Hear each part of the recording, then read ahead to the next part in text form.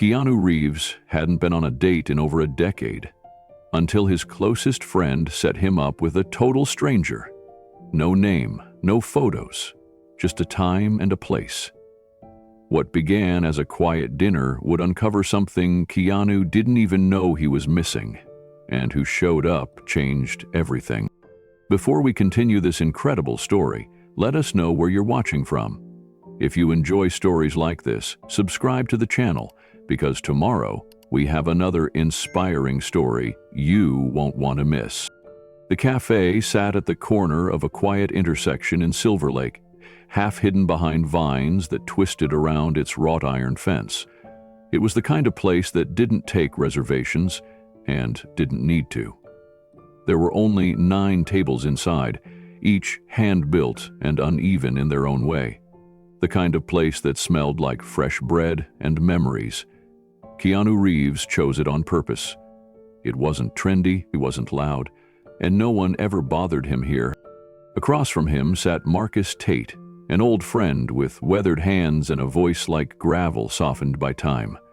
Marcus had been a stunt coordinator on the first Matrix film and had remained one of the few people in Keanu's orbit who didn't care about premieres or box office numbers. They shared something quieter, trust built through bruises and long days under hot lights. Marcus reached for his water and sipped without urgency. His eyes scanned Keanu, not in a judgmental way, but with the weight of someone who had been watching too long in silence.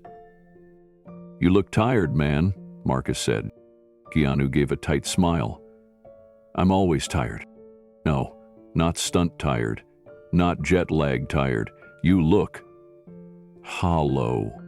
Keanu didn't answer. He pushed a forkful of roasted vegetables around his plate and kept his eyes down. He knew where this was going, and he didn't want to go there. Not today. Marcus leaned back in his chair and crossed his arms. "Let me guess. You're working on 3 scripts, 2 voiceovers, and a docu-series about something philosophical." Keanu shrugged. "It's what I do." "Yeah, but that's the problem," Marcus said. "It's all you do." Keanu finally looked up. "I like my work." "I know you do. You always have. But liking it isn't the same as hiding in it." Keanu narrowed his eyes, his voice calm but with an edge. "I'm not hiding." Marcus didn't flinch. "Then when was the last time you were around someone who didn't want anything from you? Not a producer, not a fan, not a director.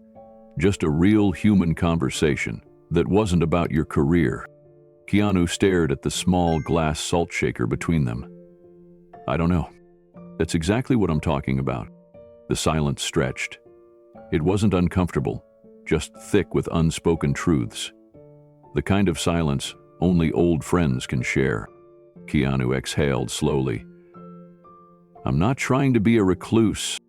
Hey, I didn't say you were, but you've built this life where everything's safe, scripted, clean. You do the work, you do the press, you go home. Rinse and repeat. And maybe that used to be enough, but it's not now. I can see it." Keanu took a sip of his tea.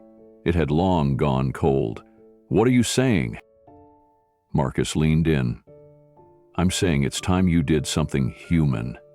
Messy, unpredictable. Something that doesn't involve memorizing lines or attending a fundraiser." Keanu smiled faintly. "You make it sound like I'm a robot." Marcus raised an eyebrow. "Well, if the trench coat fits." Keanu chuckled. "A real one." But it faded quickly. Marcus pressed on. "I'm serious, man. When was the last time you let someone in? I don't mean a business partner or an assistant. I mean a real person. Someone who sees you. I had friends. You have people who respect you. People who admire you, but who actually sees you." Keanu leaned back, the question lodging somewhere deep in his chest. And then Marcus said it. Softly, but with conviction. "You've spent so long making people feel seen.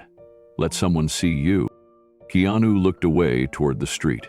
A dog was trotting beside its owner, leash slack, tail up, moving with a quiet confidence. He envied that. The simplicity, the ease. I don't know how to do that anymore, he said. Marcus didn't mock him, he just nodded. That's honest, and a good place to start. Keanu looked back. You think I should just, what, jump into some forced social event? Go speed dating? Download an app? Marcus grinned. God, no. That would be a disaster. Then what? I set you up on a blind date. Keanu blinked. You did what? Relax. I haven't finalized it. I know someone. She's not in the industry. She doesn't know your IMDb page. She teaches kids, lives in Echo Park, likes plants and poetry and actual conversations. And she's not going to ask for a selfie. Keanu stared at him. You're out of your mind. Marcus shrugged. Maybe, but I'm also right. You're stuck, and I'm trying to nudge you back into the world. I don't need fixing. This isn't about fixing, it's about remembering. Keanu sighed. I haven't dated in years.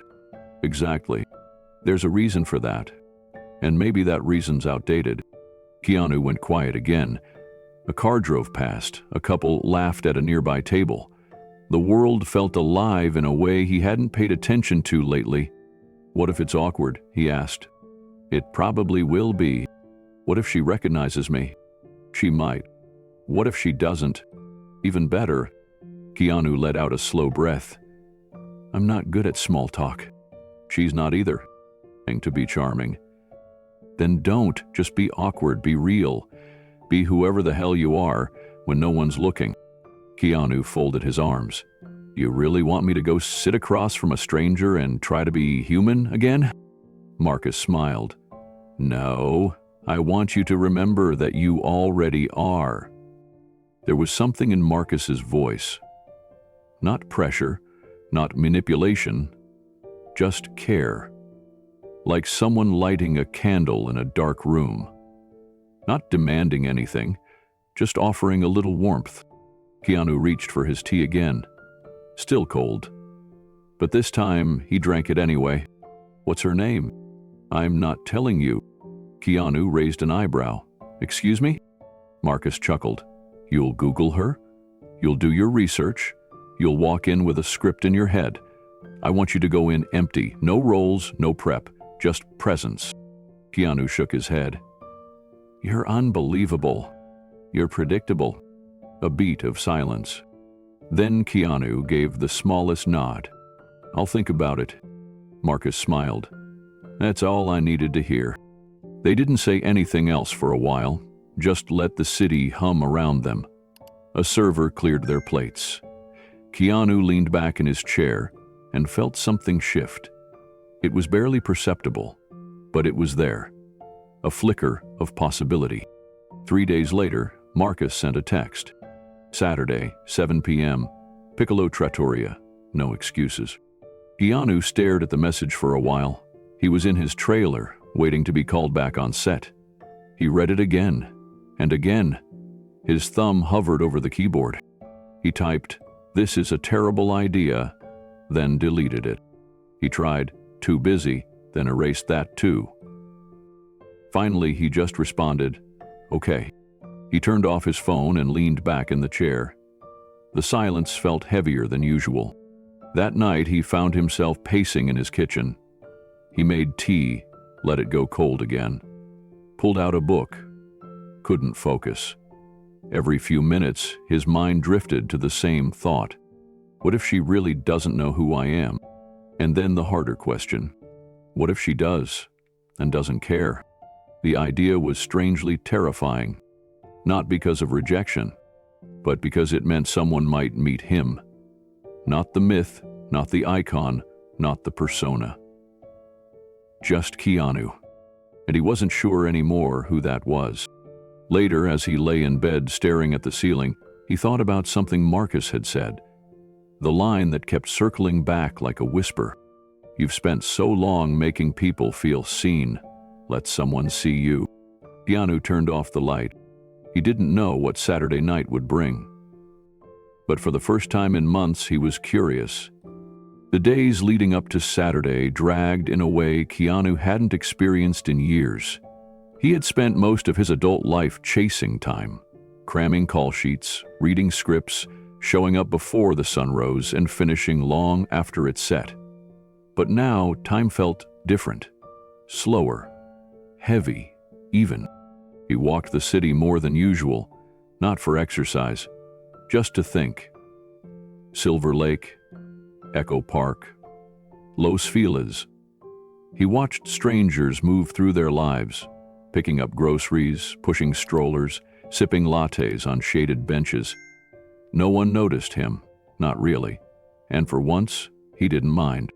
That evening, Keanu found himself in front of his sister's modest bungalow, tucked away beneath a canopy of orange trees. Kim answered the door in yoga pants and a soft sweatshirt, her hair piled in a casual bun. Her face lit up the second she saw him. "Keanu," she said, wrapping her arms around him. "You smell like espresso and existential dread." He laughed into her shoulder. "Pretty accurate." She stepped back and studied him. "Want to come in or just stand there looking like a man who's about to cancel dinner plans he hasn't even made yet?" He followed her inside. The house smelled like cinnamon and chamomile. It always did. Kim was calm personified. They sat on her back porch, sipping tea as dusk settled in. The city noises softened into the background. "I need to ask you something," Keanu said. Kim raised an eyebrow. "You're asking before deflecting? This must be serious." He let the joke pass. "Marcus wants to set me up on a blind date." She blinked, then smiled slowly. "Wow, okay, and?" "I don't know if I can do it." Kim tilted her head. "What does that mean?" "People means I haven't done anything like this in forever. It means I'm scared it'll be weird, or worse, inauthentic. That she'll pretend she doesn't know me but still have this expectation. Or that I won't be able to be myself because I don't even know what that looks like anymore when I'm not working." Kim set her tea down gently. "You've helped so many people. Maybe it's time someone helped you." Keanu didn't respond right away. A plane passed overhead. The breeze shifted. "I don't need rescuing," he said eventually. "I didn't say you did. I said help, not rescue. There's a difference."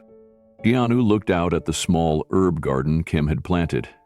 Mint, rosemary, basil. Simple, honest things growing quietly. "What if it goes badly?" he asked. Kim gave him a small smile. "Then you'll have a funny story. Or an awkward memory. But either way, you'll be reminded that you're still capable of feeling something." Keanu turned her words over in his mind. "You've spent a lot of years being there for others," she added. "It's not selfish to let someone be there for you." That night, after leaving Kim's house, Keanu stood in his kitchen with his phone in hand. He stared at Marcus's last text. Saturday, 7 p.m. Piccolo Trattoria. No excuses. He typed slowly. "Fine, one date, but I'm not shaving." Marcus replied instantly. "Deal. Wear something that doesn't make you look like a medieval monk." Keanu couldn't help but smile. And just like that, it was real. The next morning, Keanu woke earlier than usual. He poured coffee, black and quiet, and stood by the window of his home in the hills, staring at the hazy skyline. He was used to starting his day with meetings, lines, and logistics. But today, he felt something else. A flicker of nervous energy, the kind that wasn't attached to a film or a project. The kind he hadn't felt since he wasn't even sure when. He caught his own reflection in the glass and laughed under his breath. "You're going on a blind date?" he muttered. "What is this, high school?" He turned away, trying to shake the feeling. But it followed him. In the shower, while brushing his teeth, as he fed the dog. There was no script for this, no safety net of being someone else. Just Keanu. And that made him oddly unsettled. By mid-afternoon, he found himself staring at his closet like it was a crime scene. Too formal, too rugged, too worn.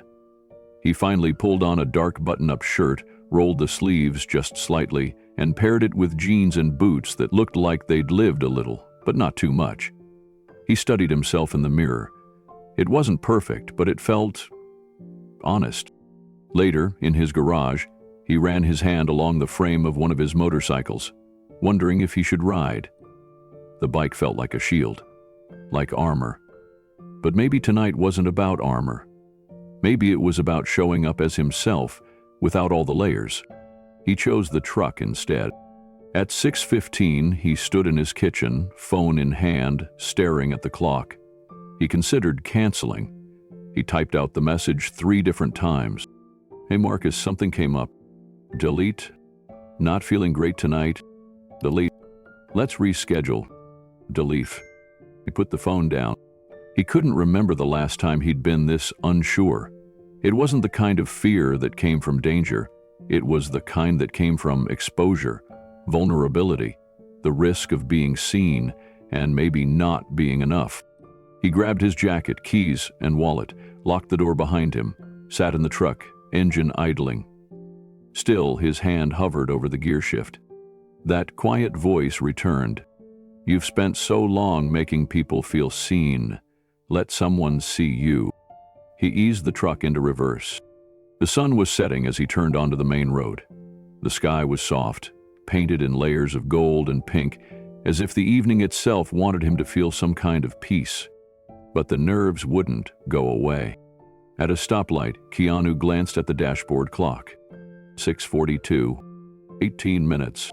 The restaurant was close, 15 minutes tops, unless he turned around. He thought about it. His fingers tapped the wheel. Then he looked at his reflection again in the rearview mirror. His eyes didn't look like John Wick's. They didn't look like Neo's. They just looked like a man trying, a man showing up. He kept driving. Piccolo Trattoria sat quietly on the corner of a narrow street lined with lampposts and flowering trees. The kind of place most people walked past without noticing, unless they knew it was there. It wasn't famous, it wasn't flashy, and that's exactly why Marcus had chosen it. Keanu pulled into a small gravel lot behind the building and parked. He didn't get out right away. He sat still, hands on the steering wheel, heart louder than usual. He glanced at the front entrance.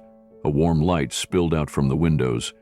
Inside, people were already laughing, already toasting, already living their little Saturday lives. He took a breath. He unbuckled his seatbelt, reached for the door handle, paused, then exhaled again. It wasn't stage fright. It was something deeper, something honest. The fear of stepping into something real, unscripted, unknown. For most of his life, Keanu had been asked to disappear into characters, to say the right lines, to hit the right marks, to give people what they expected. But this was different. This was stepping into a space where there were no expectations, where he might fail, where someone might see the man behind the myth and decide that wasn't enough. But maybe, just maybe, they'd see something more. He stepped out of the truck, straightened his jacket, and walked toward the door. Whatever waited inside, whatever happened next, he had finally said yes. Keanu woke up to the sound of birds outside his bedroom window. For a moment, he forgot what day it was. Then it hit him. Saturday. The day of the blind date. His body tensed before he could even sit up. He stayed in bed longer than usual, staring at the ceiling, letting the silence wrap around him like armor. He'd faced press tours, fan mobs, and studio executives with steely calm, but this had his stomach tied in knots. By mid-morning, he gave up on pretending to relax and called his barber. "Walk in okay?" he asked. "Of course," the man replied. "Same trim?" "Yeah."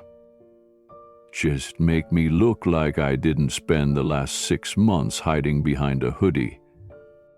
At the barber shop, Keanu tried to keep his mind on the hum of the clippers and the scent of sandalwood. He nodded politely at the other customers, grateful no one made a scene. Afterward, he stood in front of the mirror for a few extra seconds, just staring. Clean edges, softer eyes. He didn't look like an action star today. He just looked like himself. Back home, he opened his closet, the same closet he'd already combed through all week. This time, it felt more like a minefield than a wardrobe. He pulled out a tailored blazer, too formal. A flannel, too rugged. A black t-shirt, too obvious. He sighed and reached for a soft navy button-down. Not stiff, not sloppy, just simple. He held it up to the light and nodded to himself. Next came the jeans, dark, fitted, not too trendy, not too worn. Shoes, polished but still real, not the kind he wore to award shows. After getting dressed, he checked the mirror again. He tilted his head, messed with his collar, rolled the sleeves up just a little, studied his face. It was strange how much he suddenly cared. Then he sat on the edge of his bed and pulled out his phone. He opened his browser and hesitated. Then he typed the words anyway. Blind date conversation tips. The search results appeared instantly. He shook his head and laughed softly. What was he doing? He scrolled past articles like 15 things to say on a first date and how to be interesting without trying too hard. It was ridiculous. He could memorize a 12-page script in an afternoon, but now he was looking up how to ask someone about their hobbies without sounding rehearsed. He closed the browser and tossed the phone onto the nightstand. This was not something he could control, and that was terrifying. He walked out to the kitchen and made coffee. Black, strong, no milk today. He wasn't hungry, but he made toast anyway. Took a bite. Couldn't finish it. It was barely 4 p.m. and he was already dressed. He sat at the kitchen counter, hands folded, like a kid waiting for an exam. His mind wandered again. What if she already knew who he was? What if she had already formed an opinion? Worse, what if she didn't recognize him at all? Would he have to explain himself? Would it matter? He glanced at the clock again. 2.5 hours to go. Still too early to leave, but he couldn't sit still anymore. So he grabbed his keys and left. The drive through Los Feliz was calm, almost sleepy. The sunlight filtered through the palm trees in golden slats, the streets quieter than usual. Keanu turned the radio off after a few minutes. Even music felt too loud. He needed stillness. He needed clarity. As he drove, his mind went in circles. He imagined walking in and seeing her already seated. Would she stand up? Smile? Look surprised? Look disappointed? He imagined the conversation.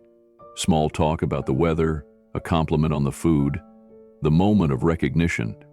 That subtle shift when people realize they're not talking to a stranger, they're talking to him. What if she pretended not to notice? Would that be worse? What if she brought up The Matrix or John Wick? What if she asked about the tragedy? About the daughter he never talks about the grief that never quite lets go? He gripped the wheel tighter. At a red light, he looked at his hands. They were steady, but inside everything churned. He considered turning back, just heading home, texting Marcus some excuse. He could say the truck broke down, say he wasn't feeling well, say he got called into a last-minute meeting. No one would question it. But then he remembered what Kim had said. It's not selfish to let someone be there for you. And what Marcus had added. You've gotten too good at being what people expect. The light turned green. He kept going. 10 minutes later, he pulled onto the narrow street where Piccolo Trattoria sat tucked between a flower shop and an old bakery. The small neon sign glowed faintly above the arched doorway. Golden hour light spilled across the pavement. Auntie Paige. He parked in the small gravel lot again, the same spot he'd been in when he agreed to show up. But this time, it felt different. The nerves hadn't gone away. If anything, they had sharpened. He sat there, hands resting on his knees. The truck was off. The silence pressed in. What was he doing? Dating felt like something that belonged to a different life. A younger version of himself. One without scars. Without 100 quiet losses shaping his every breath. He thought of his mother and something she once told him when he was 13. He had come home after being teased at school. A girl had said something cruel, Something about his clothes or his hair, he didn't remember the words, just the sting. He had said he never wanted to talk to anyone again, and she had knelt beside him and said gently, "You'll miss the best parts of life if you're always protecting yourself." He hadn't understood it then, but now the words came back with quiet force. Maybe that's what this was about. Not the date, not the outcome, just the showing up, the willingness to be known. He opened the door, stepped out of the truck. The gravel crunched beneath his boots as he walked slowly around to the front entrance. The glass door shimmered with soft candlelight from inside. He took a breath and walked toward it. The door chimed softly as Keanu stepped inside. The warmth hit him first, not just from the temperature, but from the place itself. Piccolo Trattoria was small, rustic, and filled with quiet joy. Clinking glasses, low conversation, the scent of roasted garlic and freshly baked bread. He hesitated by the entrance, scanning the room. There were families at 2 tables near the window. A couple in the corner, 2 older men playing chess over espresso. But one table caught his eye. A woman sat alone near the back, not checking her phone, not fidgeting, just reading a book, her fingers resting lightly on the spine. She looked calm, present. He didn't know if she was the one, but something about her made him pause. A teenage hostess approached. "Are you meeting someone?" Keanu nodded. "Blind date." She smiled knowingly. "That's her." Keanu followed her to the table, heart pounding louder with every step. The woman looked up from her book. Her eyes met his, and she smiled. It wasn't starstruck. It wasn't forced. It was real. She closed the book gently and said, "Are you the mystery man?" Keanu felt his breath catch. He nodded. "I think so." She reached out her hand. "I'm Olivia." He shook it. Firm grip. Warm palm. "Keanu." She tilted her head. "Nice to meet you, Keanu." He pulled out the chair across from her and sat down. The candle flickered between them, and for the first time in years, Keanu Reeves felt exactly where he was supposed to be. The moment Keanu sat down, he noticed Olivia's presence was unlike anything he was used to. She wasn't trying to perform. She wasn't trying to impress. She was just there, entirely and comfortably in her own skin. It disarmed him more than he expected. "I wasn't sure you'd show," Olivia said softly, closing her book and setting it aside. Her voice had no trace of sarcasm or judgment, just honesty, wrapped in warmth. Keanu gave a small laugh, running his hand along the edge of the table. "To be fair, neither was I." Olivia grinned. "Well, I'm glad you did." The waiter approached, refilled her water, and asked if he'd like anything to drink. "Just water for now," Keanu said. As the waiter stepped away, an easy silence passed between them. "I'm Olivia," she offered, extending her hand again with a smile that didn't try too hard. "I suppose Marcus left you in the dark too?" "Very much so," Keanu replied, shaking her hand. "No name, no picture, just a time and a place." "He's sneaky that way," she said, "but I appreciate it." Keanu raised an eyebrow. "You do?" She nodded. "I've gone on a few dates lately where people already knew everything about me. Social media, LinkedIn, you name it. The entire date felt like a job interview someone already decided the outcome of." "I know that feeling," Keanu said without thinking. Then he paused, realizing how it might sound. But Olivia didn't flinch. She simply tilted her head. "I imagine you get that more than most." Keanu shrugged lightly. "Occupational hazard." She smiled again. "Well, I didn't Google you, not even once." He looked at her, surprised. "Really?" She nodded. "I figured if I did, I'd walk in with a list of assumptions instead of questions, and I already get too many answers from screens. I wanted this to be different." Keanu couldn't help it. He smiled. "I appreciate that." The ice had cracked a little. Olivia leaned back in her chair and glanced around. "I like this place. It feels like it belongs to people who don't need to be anywhere else." That's why Marcus picked it, Keanu said. It's hard to hide in a crowd when there is no crowd. She laughed, a quiet sound, more air than volume, and it caught him off guard. How much he liked hearing it. So, she said, do we jump into awkward small talk or just admit we're both probably winging this? Keanu let out a breath. I vote for honesty. Good, Olivia said, because I haven't been on a blind date in at least 10 years, and even then, it ended with someone trying to sell me a timeshare. Keanu chuckled. I'll try to avoid any vacation property pitches tonight. She pointed a playful finger at him. See, you're already ahead. The waiter returned and they ordered dinner. Olivia chose the eggplant parmesan. Keanu asked for the penne with mushrooms and garlic.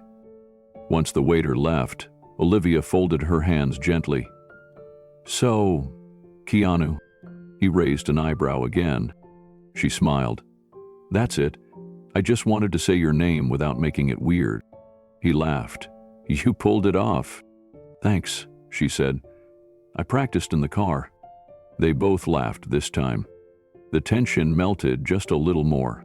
So, Olivier said, gently resting her elbows on the table, what did Marcus actually tell you about me? Keanu thought for a moment.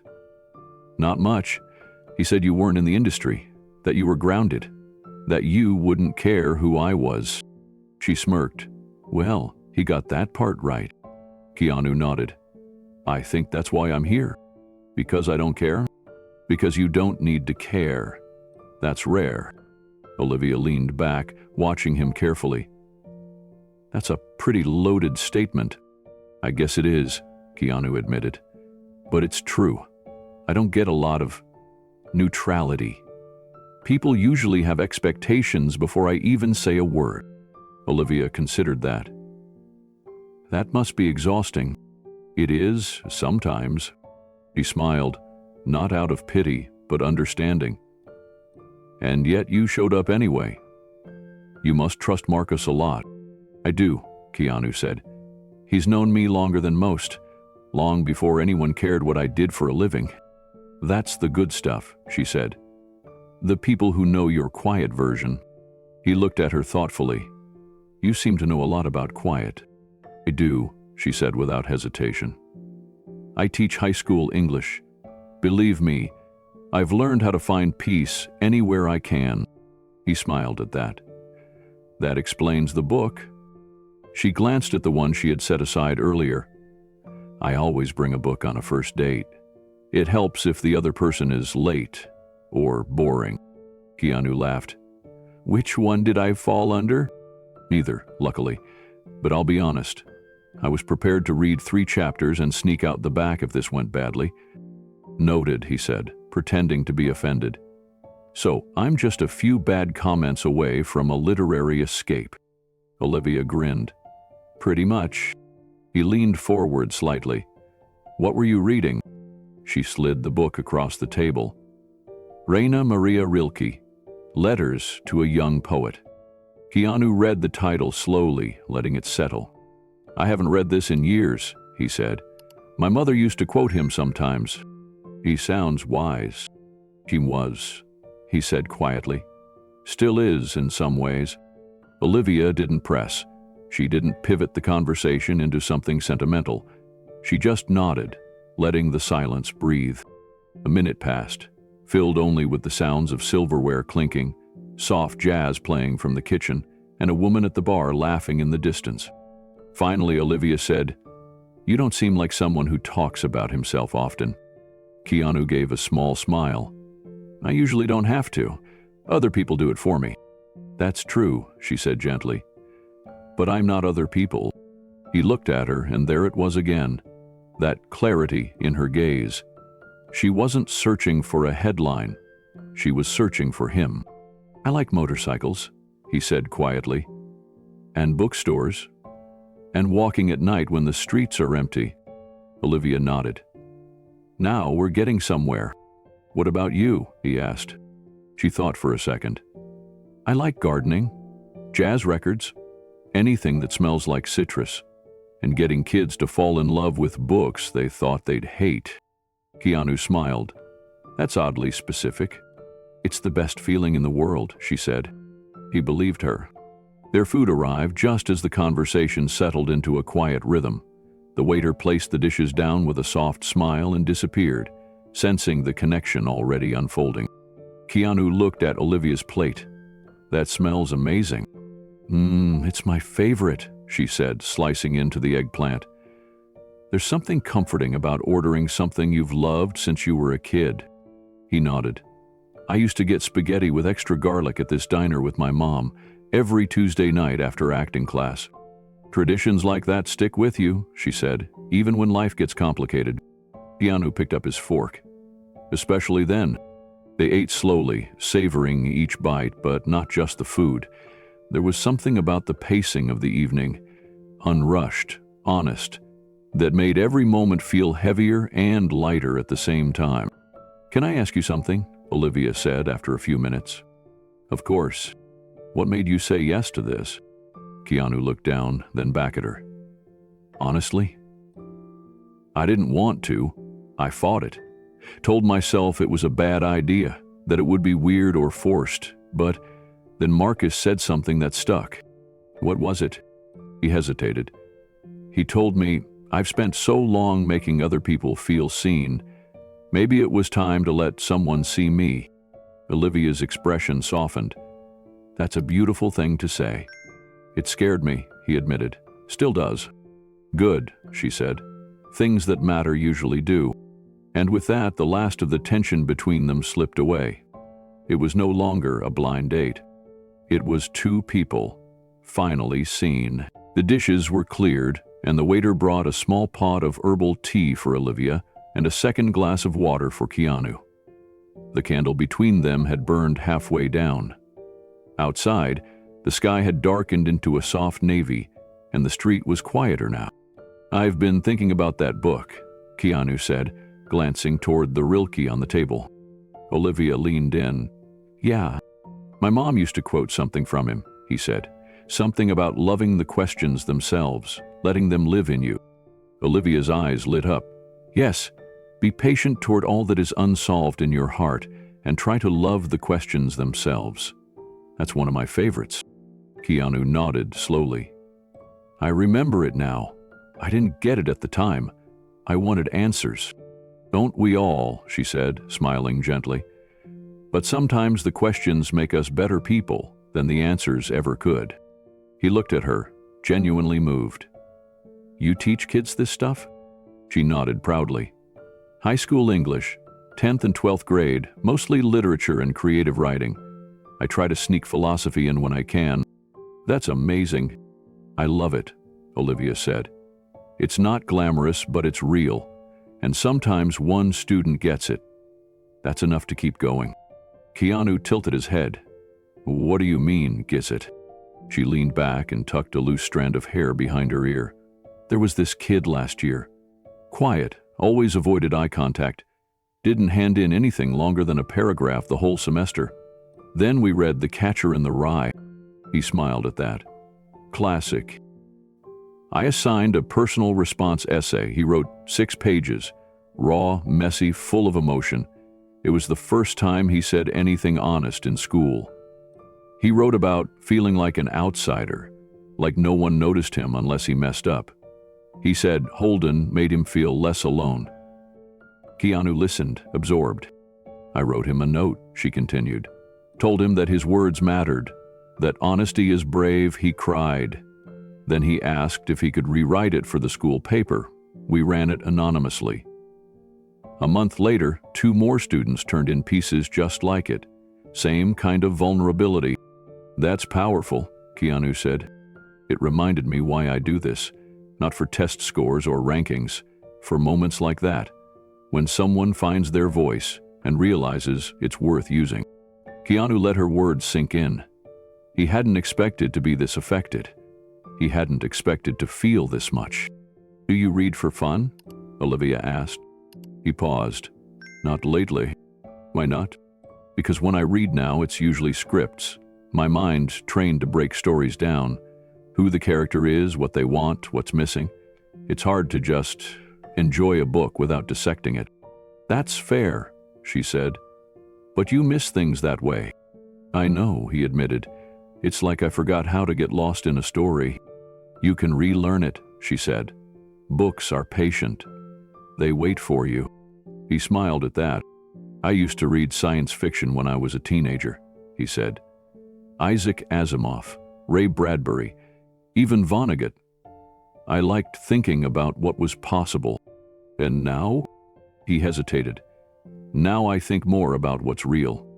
Olivia sipped her tea thoughtfully. "You know, those two things, what's possible and what's real, they're not always separate." Keanu looked at her. "You think they overlap?" "I think they have to," she said. "Imagination isn't the opposite of truth. It's how we find it sometimes." He let that settle for a moment, then leaned forward slightly. "Do your students believe that?" "Some," she said. "Others are too tired, too distracted, or too scared to dream at all. That's the real battle. Not getting them to pass tests, getting them to care again, to imagine their lives could be something more than survival." Keanu's expression darkened slightly. "That sounds familiar." Olivia tilted her head. "To you?" He nodded. "There was a time I felt like that, like just surviving was enough. I went through a lot of years where everything was just numb." "You don't have to talk about it," she said gently. "No," he said. "I want to." She didn't interrupt. She just waited. "After I lost my daughter," he said slowly, "and then her mother, it felt like my life split, like the part of me that felt joy and connection went somewhere else. I still worked, still showed up, but it was like I was watching myself from a distance." Olivia's eyes softened, but she didn't reach across the table or offer some cliché comfort. She just stayed present. "Acting helped at first," Keanu continued. "It gave me somewhere to put the pain. I could disappear into roles, let someone else carry the weight for a while." "Makes sense," she said. "It was a safe place." "It was," he agreed. "But over time, it stopped being a tool and became a mask. I got good at being who people wanted me to be. Quiet, stoic, reliable, and underneath that, I kind of forgot how to just be me." Olivia nodded slowly. "I think a lot of people wear masks, even if they're not actors." "Probably," Keanu said. "But when the mask becomes more comfortable than your real face, that's when it gets dangerous." There was silence again, but it wasn't heavy. It was the kind of silence that allowed healing, that allowed breath. "Do you know who you are now?" Olivia asked softly. He looked down at the empty plate in front of him. "I'm starting to remember," she smiled. "That's a good place to be." Keanu looked back up. "What about you? Ever wear masks?" Olivia let out a short laugh. "Every day, when I have to stay calm while a student tells me something that breaks my heart. When I have to pretend test scores matter more than stories.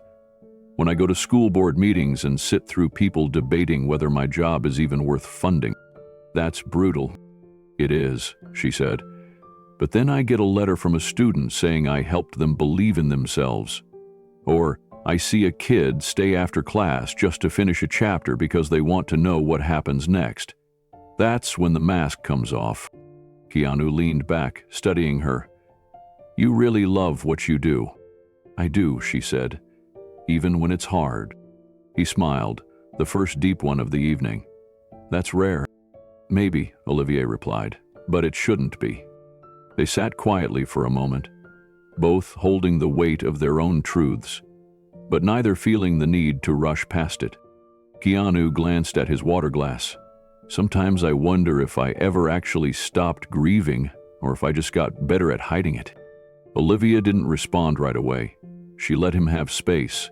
Then she said, "Maybe it's not about getting over grief.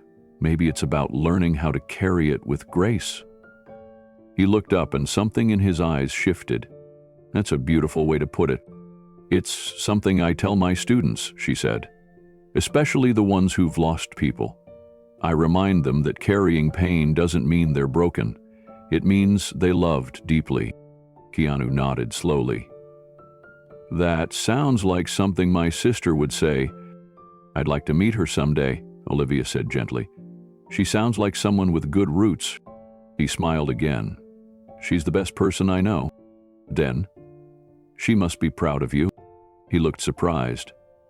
Why? Because you came here. Because you're showing up. That takes more courage than most people realize. The candle between them flickered, its light smaller now, but still burning.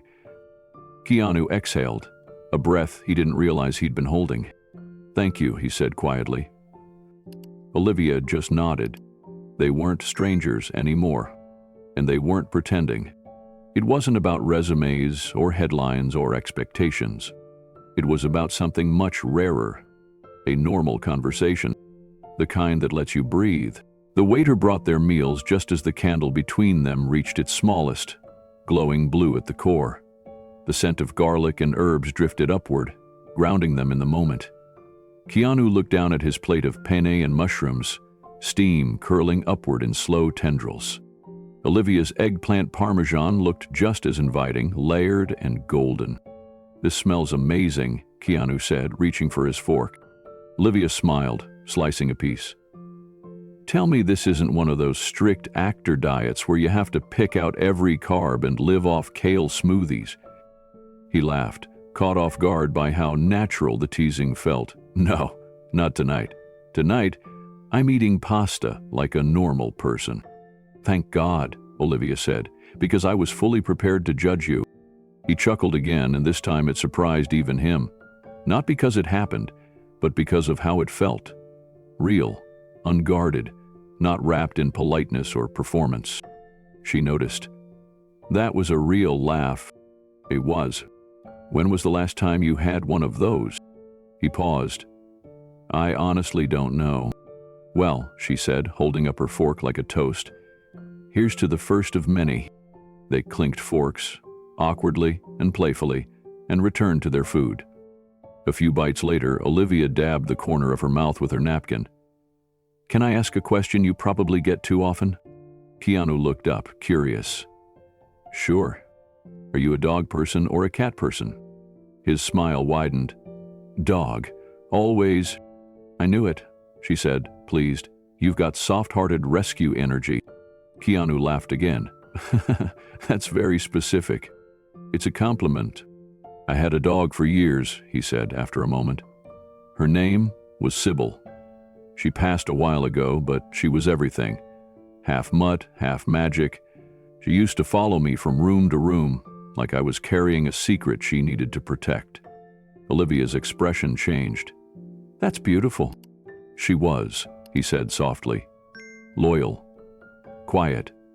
She always seemed to know when I needed silence more than comfort, but never left my side. Olivia nodded, touched. I've rescued 3 greyhounds, all seniors, all with some kind of story. They don't live long after rescue usually, but for the time they do, it's like they finally exhale. That's the best thing I've heard all night, Keanu said. I believe in giving old dogs the kind of love they should have always had. Keanu leaned forward. That says a lot about you. Olivia smiled, but not shyly. I hope so. They returned to their meals, eating slower now, letting the words settle. The connection between them didn't need explaining. It wasn't forced or fast. It unfolded in layers, like the meal in front of them. Warm, seasoned, genuine. You ever think about getting another dog? She asked. Sometimes, he said, but I keep waiting for the right one to find me. To there usually do, Olivia replied, when you're ready. Keanu looked at her and nodded, not just to the idea of a dog, but to the truth beneath her words. Maybe some things in life didn't need to be chased. Maybe they only needed to be received. The last of the pasta disappeared, and with it, any sense of stiffness. The conversation had softened into something natural, easy. Not one moment of the evening had felt scripted, and Keanu noticed that. More than noticed it, he felt it. The waiter returned, collecting the empty plates and offering a smile. Would either of you care for dessert? Keanu hesitated, He almost said no. It was a reflex, the kind of response he'd given 1,000 times, one rooted in discipline, habit, control. But Olivia saw it happen, saw the hesitation, and leaned in. "You're not seriously skipping dessert, are you?" He gave a sheepish grin. "I usually do." "Well, I don't, and I'm not letting you ruin tiramisu for me with your actor guilt." Keanu laughed, shaking his head. "You're relentless." "I'm right." He looked up at the waiter. "2 forks, please." "Excellent choice," the waiter said, disappearing into the kitchen. Keanu rested his elbows on the table. "You're not like most people." Olivia raised a brow. "Because I believe in dessert? Because you don't shrink." "I've done enough shrinking for one lifetime," she said. "I'm done with that." He studied her for a moment, then said, "Good. The world needs more people like you." "And fewer people skipping dessert," she added with a grin. He smiled again. Something in his chest felt lighter, something he hadn't let rise to the surface in years. When the waiter returned, the tiramisu looked like something out of a painting, light dusting of cocoa, 2 forks laid gently across the edge of the plate. Olivia picked up hers immediately. "Don't you dare say just a bite." "You're in this with me." Keanu laughed. All right. I'm in." He took a bite, then another. It was sweet, airy, rich. The kind of indulgence that reminded you life wasn't just about discipline, it was also about pleasure, memory, presence. Olivia leaned back and sighed contentedly. "Now that's the good stuff." "You were right," Keanu admitted. "Totally worth it." Of course I was," she said, tapping her fork gently against the plate. "I always am." "Noted." They ate slowly, in no rush. Outside the window, the lampposts glowed. A couple walked by, holding hands. The restaurant buzzed gently behind them, but their little corner of the world felt suspended in its own rhythm. Keanu looked across the table and realized something. This moment, this exact one, felt like something he didn't know he'd been craving.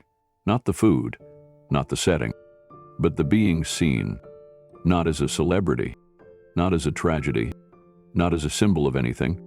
Here's himself, a man who loved dogs, who used to read science fiction, who carried grief like a quiet companion, who laughed more tonight than he had in months.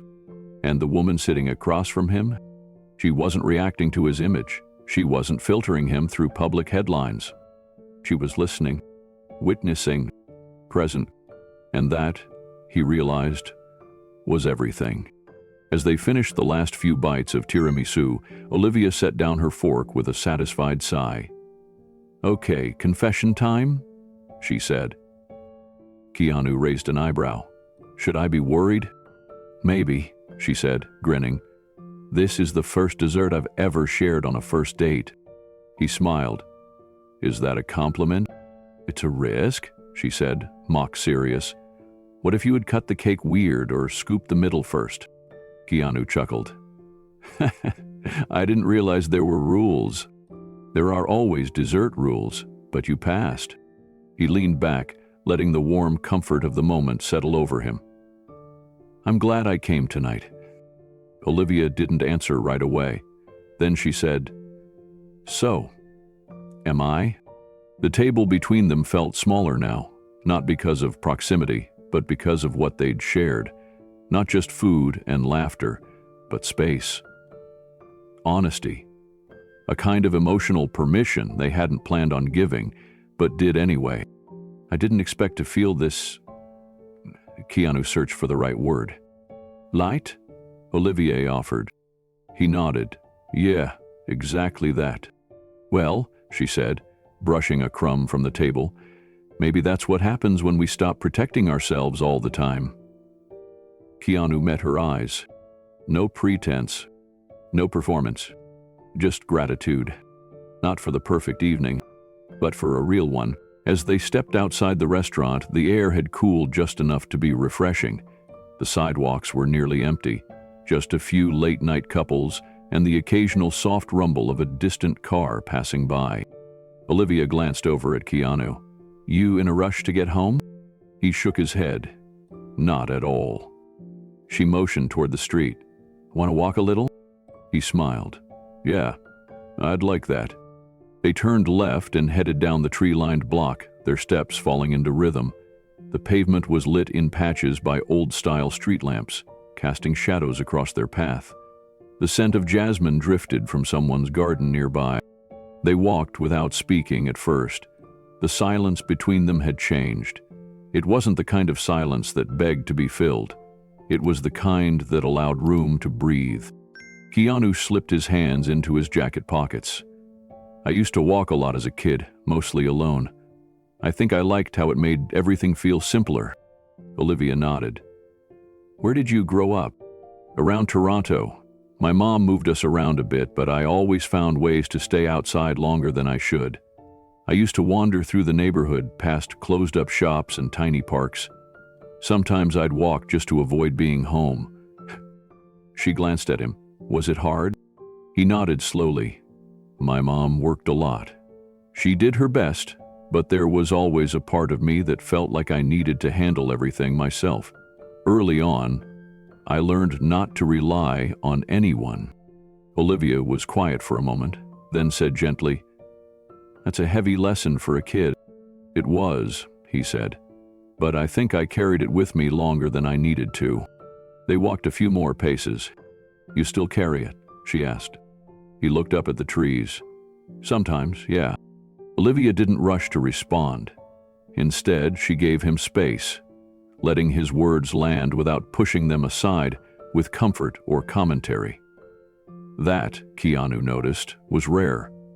Most people tried to fix things. Olivia just listened. They crossed at a corner where the blinking pedestrian light echoed softly in the quiet street. On the other side, a small neighborhood park came into view, nestled between a row of dark houses and a short stone wall lined with bushes. "Let's sit for a minute," Olivia said, pointing toward a bench near the entrance. Keanu nodded, and they stepped into the park. The grass still held the warmth of the day. The bench creaked slightly as they sat side by side, not touching, but close enough to share presence. For a while they just watched. A pair of moths danced near a nearby lamp. A breeze rustled through the trees. It was the kind of stillness that didn't demand words, but made room for them if they came. "My ex-husband and I used to live not far from here," Olivia said quietly. Keanu glanced at her, not surprised by the shift in topic, but curious. "I was 27 when we got married," she continued. "We had all the right pieces. Good jobs, shared values, even the same tastes in furniture. But something was missing. I didn't realize until too late that we'd built a life around compatibility, not connection." He looked at her gently. "That sounds lonely." "It was," she said, "but it taught me something. I'd rather be alone than halfway with someone." Keanu nodded slowly. "That makes sense." "I think we settle sometimes," she added, "not because we're weak, but because we're tired or afraid." He glanced at the horizon. "I've settled for solitude, told myself it was safer." Was it? He thought about that for a long time. "It kept me from getting hurt again, but it also kept me from being known." Olivia looked over at him. "I get that. I used to think that if I just stayed quiet, stayed small, people wouldn't expect too much, wouldn't ask me for more than I could give. It made life more manageable. But not more meaningful," she said softly. He turned to her. "Exactly." She wrapped her arms around herself, not because she was cold, but because the conversation was drawing up old things. "After my divorce, I spent a year pretending I didn't want connection. I filled my time with work, books, volunteering. It looked healthy on the outside, but I was building a wall, just like you." "What changed?" "A student," she said, smiling slightly. "A 16-year-old girl who stayed after class one day and asked me if I was happy. I didn't know how to answer. That question haunted me. I realized I was existing, not living. Keanu nodded. I felt that too, going through the motions, filling time instead of feeling it. And now, she asked. Now I'm trying, he said. Trying to feel again, trying to risk being seen. They both sat in silence. And for the first time in a long while, that silence felt like progress, not distance. A gust of wind rustled the trees behind them, scattering dry leaves across the path. Olivia tucked a strand of hair behind her ear, and Keanu glanced up at the night sky. Just a handful of stars peeking through the Los Angeles haze. He shifted slightly on the bench, then looked over at her. I haven't felt this calm in a long time. Olivia didn't react right away. She turned her head, looked at him fully, and said, "That's because you finally let someone sit beside you." The words hit him deeper than she could have known. There was no dramatic music, no swelling moment, just truth. Soft, steady, unshaken. Keanu smiled, not with irony or hesitation, but with something genuine, something like release. He turned forward again, eyes on the quiet park in front of them. I didn't know how much I needed this until it happened. That's usually how it works, Olivia said gently. We brace ourselves against connection so long, we forget what it's like to feel safe in it. Have you always been this wise? He asked, half playful, half sincere. She gave a soft laugh.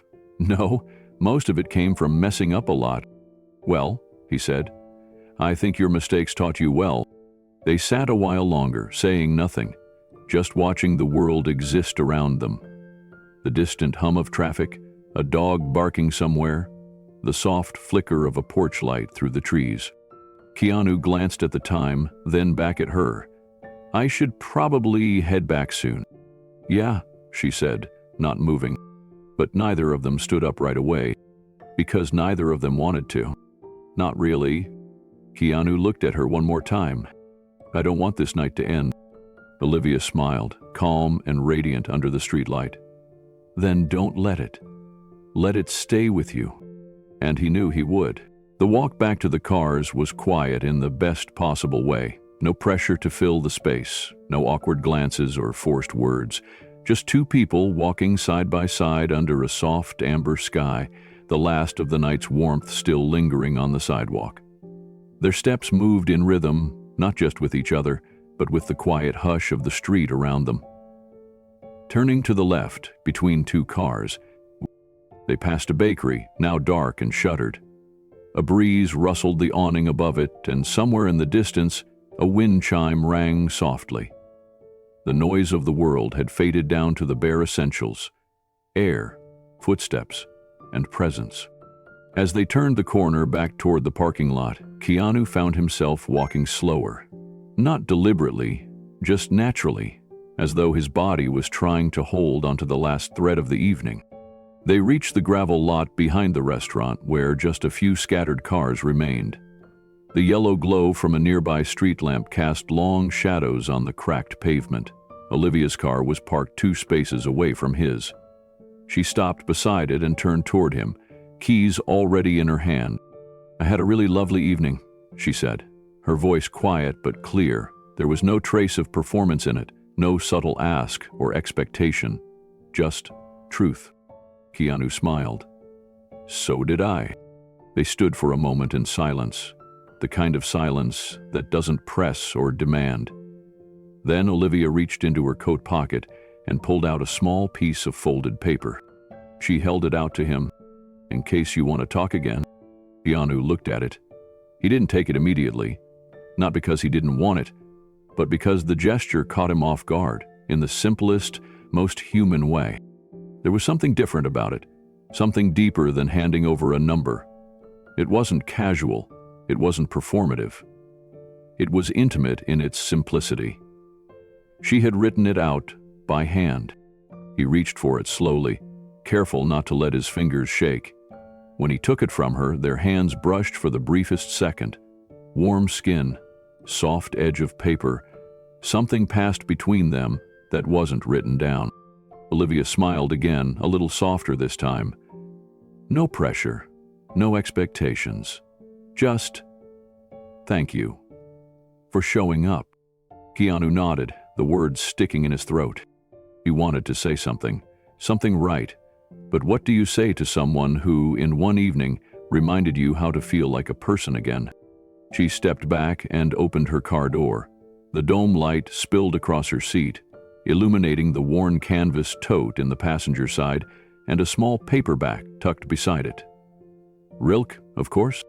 Keanu stood there, holding the note in his hand like it was something alive. Olivia gave one last glance as she settled into the driver's seat. Take care, Keanu. You too. The door closed with a quiet click. The engine started. Her headlights cast soft beams across the gravel as she backed out, turned toward the street, and disappeared down the road, the red glow of her taillights flickering once before vanishing into the night. He didn't move, not for a long time. He just stood there, alone now, with a folded note in his hand and the kind of silence that wasn't empty, but full. Keanu finally walked over to his truck and opened the driver's side door. He climbed in, shut it softly behind him, and sat still. The interior was cool, quiet, and dark. Outside, the lot was empty now, just the low hum of a street lamp overhead and the faint rustling of leaves in the trees nearby. He set the folded note on the passenger seat and stared at it. Just a slip of paper, but something about it carried weight. More than the ink on it, more than the number he assumed was inside. He reached over and picked it up again, running his thumb gently along the crease. Then he unfolded it. Her handwriting was neat, deliberate, slightly slanted. One line at the top, a quote, "Love consists in this, that two solitudes protect and touch and greet each other. R.M. Rilke." Below it, her number. No name, no emoji, no invitation or instructions. Just that. Keanu read the quote again, slower this time. He whispered it under his breath. Two solitudes. He leaned back in his seat and let the words echo inside him. He'd never seen that line before. Not that one. He'd heard other quotes from Rilke, philosophical, poetic ones. But this was different. This was a truth he hadn't been ready for until now. It wasn't about two people filling each other's emptiness. It was about each of them protecting the quiet spaces in one another. Touching, not to take, but to share. Greeting, not to possess, but to see. It rang through him like a bell. He thought of Olivia, sitting across from him at the restaurant. The way she never pushed, never asked him to be anything but himself. The way she saw him without needing to understand every chapter of his story. She had offered him something few ever did. Space, and the invitation to be real inside it. Keanu held the note in his hand, reading the line once more. Love consists in this, that two solitudes protect and touch and greet each other. It felt like it had been written for him, not just by Olivia, but by something older. A reminder that maybe the kind of connection he feared wasn't about losing himself. Maybe it was about returning to something he'd forgotten. Something quiet, sacred, and real. He placed the note gently back on the passenger seat, not folding it again, just letting it rest there like it belonged. Then he started the engine. He didn't drive away right away. He sat there, headlights off, watching the shadows move outside his windshield. The night had gone quiet again. And yet, something in him had changed. Not loudly, not suddenly, but completely. He could still feel her presence, the weight of her gaze, the honesty in her words, the warmth that lingered in the air between them. She hadn't asked for anything, not a second date, not a promise. Just the possibility of more. That was the part that caught him. She had left the door open, but hadn't asked him to step through. That was what made him want to. He reached for the note one more time and slid it into his jacket pocket. He didn't know what would come next. But he knew one thing. He wanted to call her. Not tonight, not right away, which were crushed. But soon, not out of loneliness, not out of obligation, but because something in him had stirred awake, something he thought he'd buried beneath decades of silence and loss, and now it was rising again. He shifted the truck into gear, pulled out slowly from the lot, and turned onto the empty street. The city lights flickered ahead, and for the first time in a very long time, Keanu Reeves drove home with something he didn't expect: hope. The next morning, sunlight drifted through the gauzy curtains in Keanu's bedroom, casting soft shadows across the floor. He stirred but didn't rush to get up. The usual buzz of obligation wasn't there. No alarm, no assistance call, no 7:30 a.m. gym session tugging him out of bed. Just stillness. He blinked at the ceiling, letting the silence stretch. A quiet unlike the silence he'd grown used to. Not the kind that echoed through an empty house or sat heavy on his shoulders after long filming days. This was lighter, open. When he finally sat up, it was past 8. The world outside was already moving, but for once, he didn't feel late. He moved slowly, padding barefoot into the kitchen. The tile was cool under his feet. He poured himself a cup of coffee and leaned against the counter, staring out the window. A bird hopped along the garden wall. Somewhere in the distance, a dog barked. Ordinary sounds, but they felt different this morning. He pulled the note from the pocket of the jacket he'd tossed on a chair last night. It was still folded neatly, still warm with meaning. He sat at the kitchen table and opened it again. The quote at the top reached out to him like a whisper. Love consists in this, that two solitudes protect and touch and greet each other. He read it once, then again, and again. Each time, the words sank deeper. The idea of two solitudes, not completing each other, not fixing each other, but meeting, honoring and protecting each other's quiet. That was what Olivia had done. She hadn't tried to pull him out of his solitude. She had simply met him in it.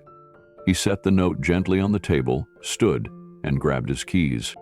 There was somewhere he needed to go. He stepped outside without a plan, letting his feet carry him through the neighborhood. He took back streets he hadn't walked in years. Slower this time, without headphones, without a schedule. Just moving, breathing, noticing. The city was different at this hour. More honest. Dog walkers exchanged nods with joggers. An old man watered his plants. A little girl in a red hoodie rode past on a scooter, humming to herself. No one looked twice at him. And for once, he didn't feel like a ghost in the world. He felt human, present. Then, just ahead, he saw it.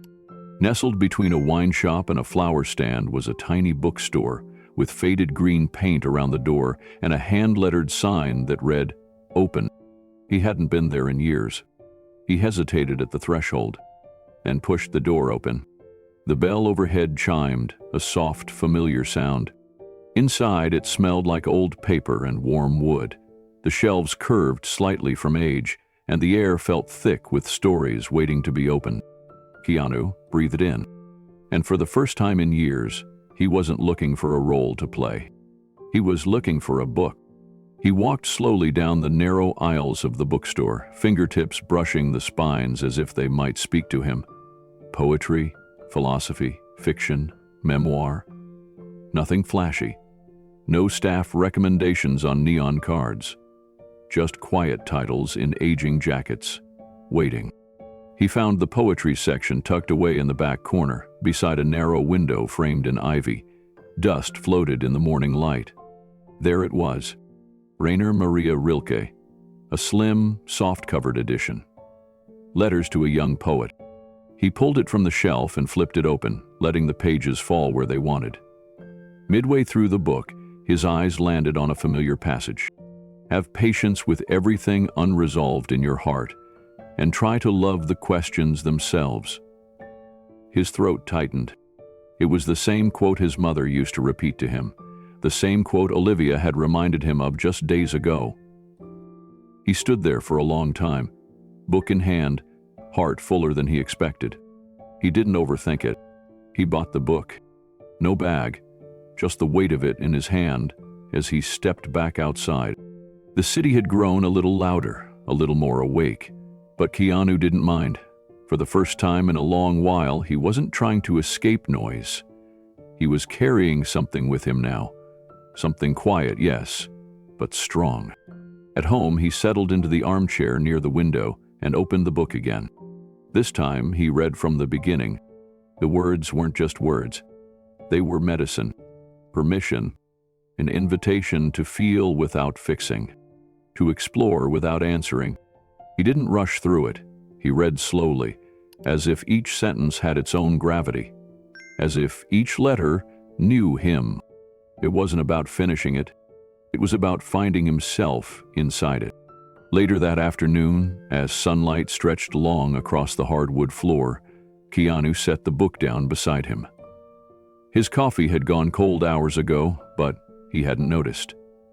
What he did notice was how quiet his mind felt. Still, not numb. Alive, not anxious. He reached for his phone, opened his messages, and for a moment, just stared at the screen. Then he typed, "I read the quote 3 times. You were right. Want to grab coffee sometime?" He paused, reread it. Simple, honest. He hit send and sat back. There was no calculating what she might say, no rehearsing a follow-up, just the steady beat of his heart and the knowing that he'd done the one thing that mattered most. He had reached out. His phone buzzed. He looked down. "Olivia, yes?" Then a second message. "Anytime. I'd love that." Keanu smiled. Not the polite kind of smile. Not the practiced one he gave at interviews or fan events. This one was real, unfiltered, and beneath it, something deeper stirred. It wasn't relief or adrenaline. It was something softer, something he hadn't felt in years. Curiosity. Not just about her, but about what it meant to feel connected again, to show up again, to not be alone in the way he had grown used to. And maybe most surprising of all, hope. He stood, stretched, and looked out the window. The city was still the same. Cars moving, horns in the distance, the world going about its usual spin. But something had shifted inside him. Something small, and real, and growing. He grabbed his jacket, slipped the book into his back pocket, and left the phone on the table. For now, he didn't need it. He just needed to keep walking forward. The coffee shop was tucked away on a quiet corner in Pasadena. It wasn't glamorous, and that's why Keanu chose it. No photographers, no polished influencers on laptops, just an older man at the counter who roasted his beans with care, and regulars who respected silence. Keanu and Olivia sat at a small wooden table near the window, the late afternoon sun warming the space between them. It felt like a pause from the outside world. Keanu wore a faded black hoodie and jeans. Olivia had her hair tied back casually, her sweater sleeves pulled over her wrists. They were both dressed for comfort, not attention. That's how it felt, comfortably honest. Their first few sips were quiet, the kind of quiet that wasn't awkward, just peaceful. Olivia smiled at the way Keanu stirred his espresso, even though he didn't add anything to it. He caught her glance and grinned. It was the kind of moment that didn't need words. "So," Olivia said softly, setting her cup down, "what would you be doing if you weren't, famous?" Keanu leaned back, thinking. The question didn't catch him off guard, but it did make him pause in a different way.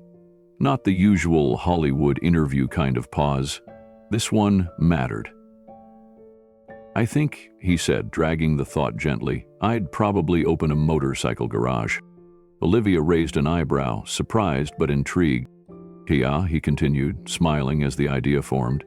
"Somewhere quiet, like in Oregon or Northern California. I'd teach young guys how to repair engines, not just fix bikes, but understand them. use their hands, earn pride in something they built themselves. That's kind of beautiful, Olivia said, her voice warm. You'd be like a mentor? I'd try, Keanu replied. It's not really about bikes. It's about helping kids believe they can shape something real, something that works because they showed up for it. Olivia sat with that for a moment. Then her expression softened. I've always dreamed of opening a retreat, she said. Keanu looked up. What kind of retreat? For grieving kids? Olivia said. On a big piece of land, somewhere green. A safe place where kids who lost a parent can run, scream, cry, climb trees, paint, journal, whatever helps them feel human again. His eyes didn't leave hers. She wasn't speaking from theory. That dream came from somewhere deep. Have you ever tried to start it? He asked. I've written plans, she admitted. Looked at land, talked to people, but every time I get close, life throws another storm. Still, I can't let go of it. You shouldn't, Keanu said quietly. The world needs it. The waitress passed and refilled their cups, unnoticed by both of them. Olivia looked down at her hands, then back at Keanu. Her eyes were steady. She didn't ask him anything more, but there was something in her expression. An unspoken invitation. Keanu took a breath. Then he spoke. I lost my daughter. The air shifted. Olivia didn't blink. She didn't rush in with questions or sympathy that tried to fix something unfixable. She simply reached across the table and gently placed her hand over his. Her touch was warm, grounded. It said, I'm here. You don't have to be alone in this moment. Keanu looked down at their hands. For a long time, he didn't say anything more. Neither did she. I don't talk about her much, he finally said. His voice wasn't broken. It was steady, but careful, like every word had weight. You don't have to, Olivia whispered. Unless you want to. Keanu nodded slowly. Her name was Ava. She was stillborn. It was a long time ago, but some losses don't really age. Olivia's eyes welled with quiet tears, but she didn't cry. She just listened, with every cell in her body. Keanu could feel it. That kind of attention wasn't common. He continued, I remember holding her. Her skin was soft but cold. Her fingers were curled so gently, like she was just resting. The nurse asked if I wanted more time. I said no, but later I regretted that. I've thought about that moment more than almost anything. I'm so sorry, Keanu, Olivia said again, her voice low, her grip steady. That kind of pain, it's sacred. I won't ever pretend to understand, but I honor it. Keanu nodded, swallowing thickly. Then, after a deep breath, he looked back up. It changes everything, he said. You don't come out the same. You love differently, trust differently, and part of you stays a little broken.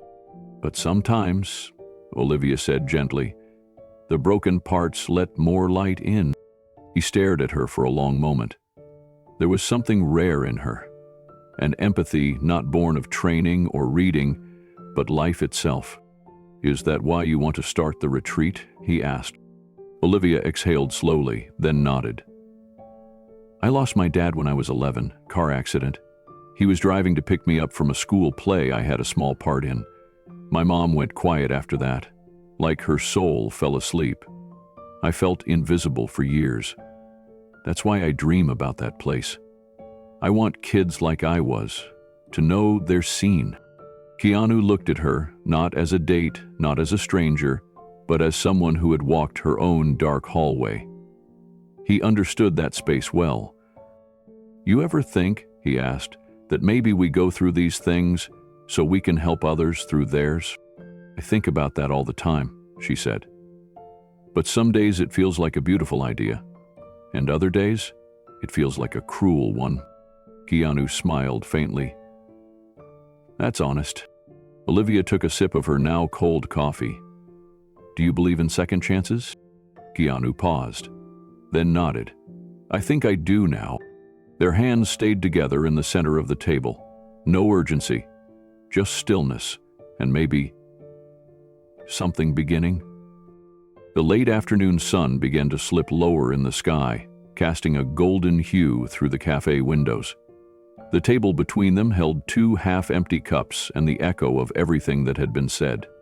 But neither of them seemed in a hurry to leave. Keanu turned his hand slightly, interlacing his fingers with Olivia's. The gesture was subtle, not romantic in a dramatic way, but deeply personal, as if he was saying, "I see you, and I feel seen." Olivia looked at him and smiled. "I think we've lived enough lives to recognize the quiet kind of connection." He nodded, his gaze thoughtful. The kind that doesn't need to be explained.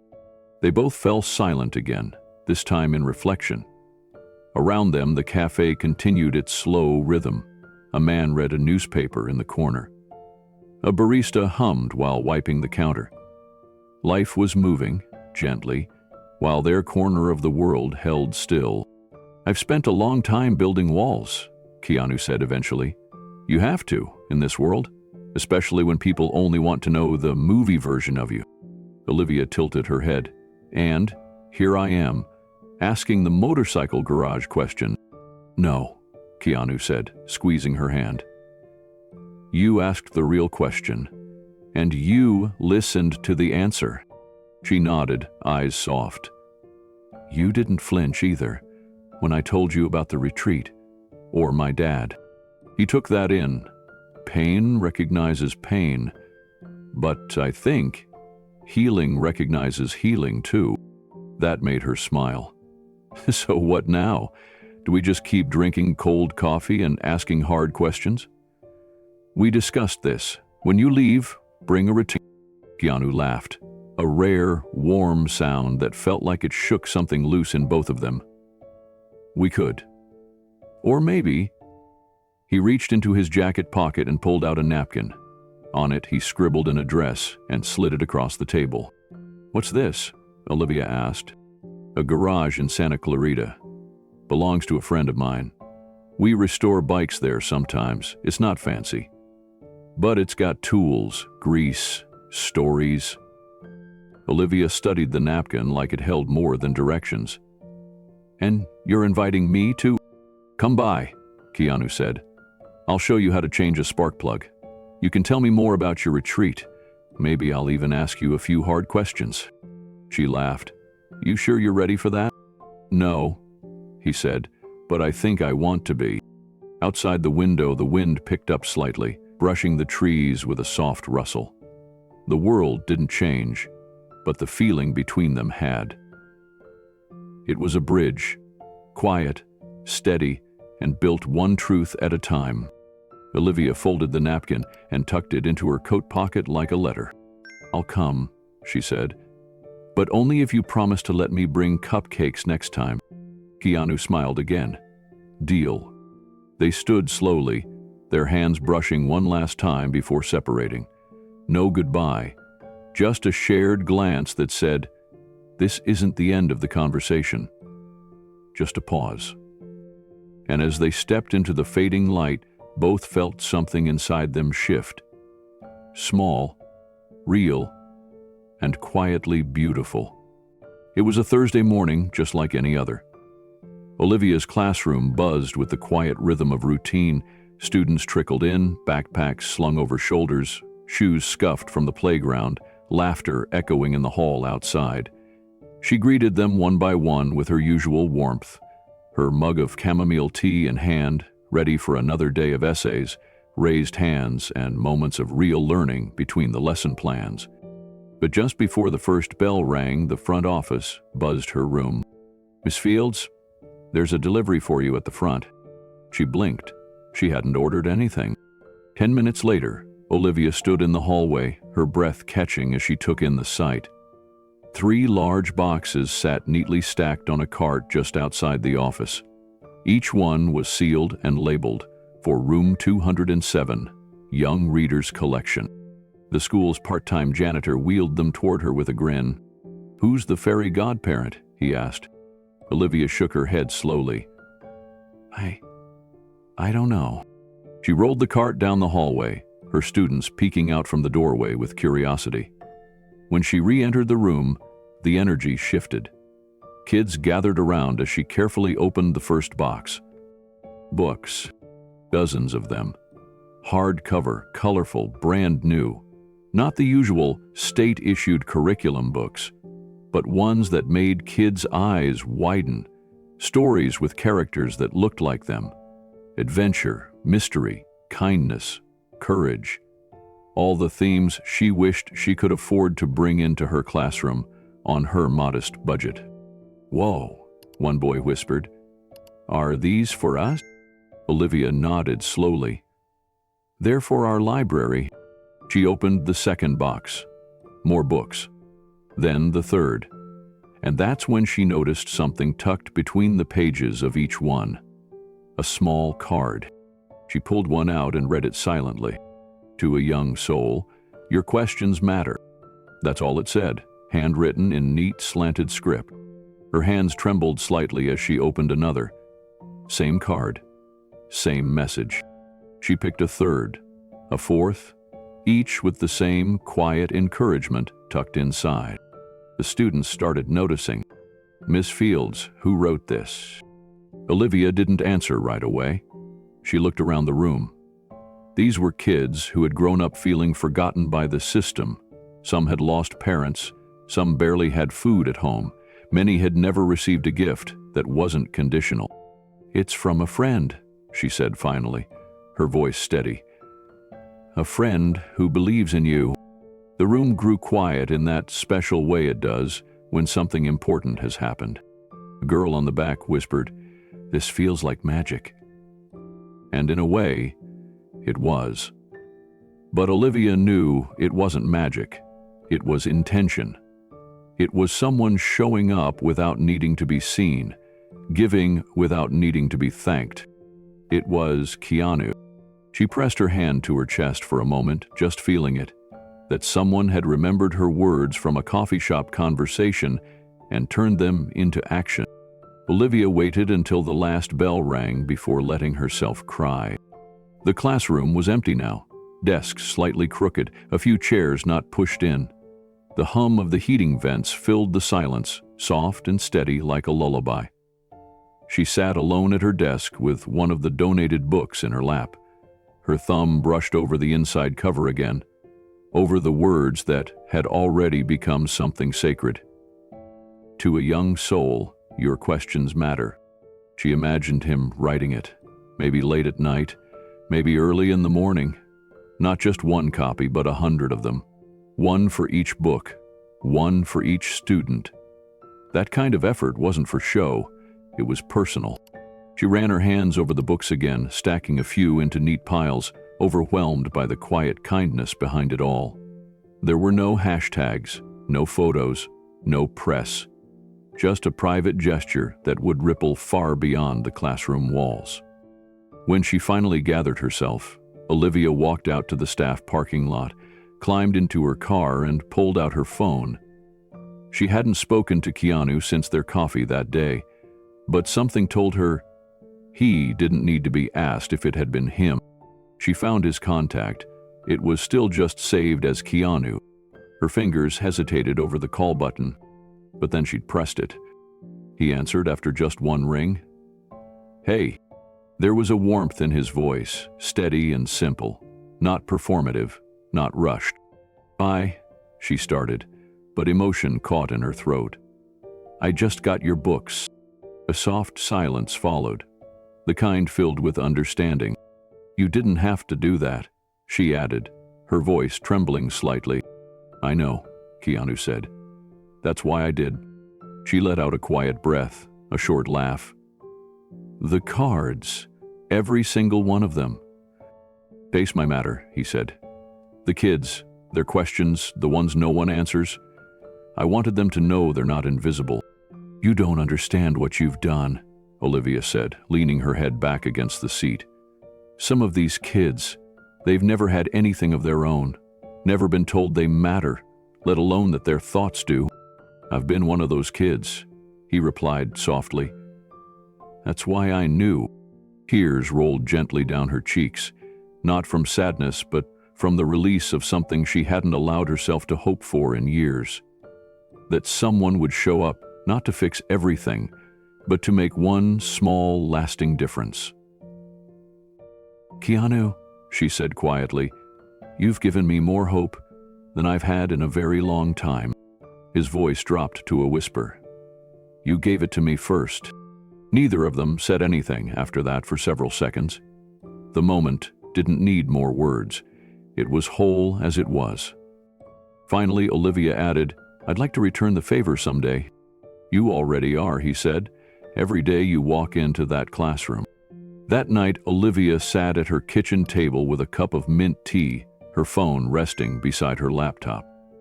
The call with Keanu had ended, but the warmth of it lingered. She opened a new document on her screen and typed a title she hadn't dared to write in years. Retreat Vision, Draft 1. She stared at it for a moment, then smiled. The dream hadn't died.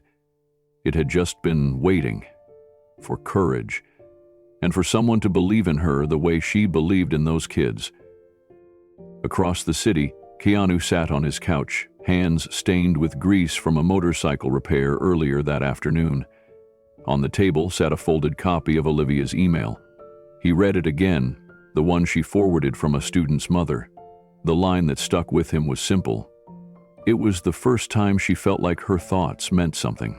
That was enough. The next day, Olivia's classroom buzzed with quiet joy. Kids arrived early, eager to read, to share, to ask more questions. The donated books weren't just objects on shelves. They were bridges. Every card still inside them whispered to each child, "You matter." That night, Keanu sent Olivia a photo, his hand holding a spark plug. 2 cupcakes in the background. She replied, "You waited." He answered, "You said you'd come." The drive up to the Sierra Nevadas was longer than expected, but neither of them minded. Keanu offered to drive, and Olivia didn't protest.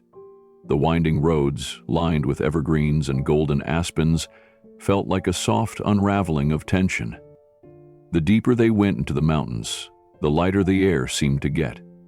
Keanu rolled the windows down halfway, letting the crisp breeze move through the truck's cabin, as if clearing out everything heavy that had followed them from the city.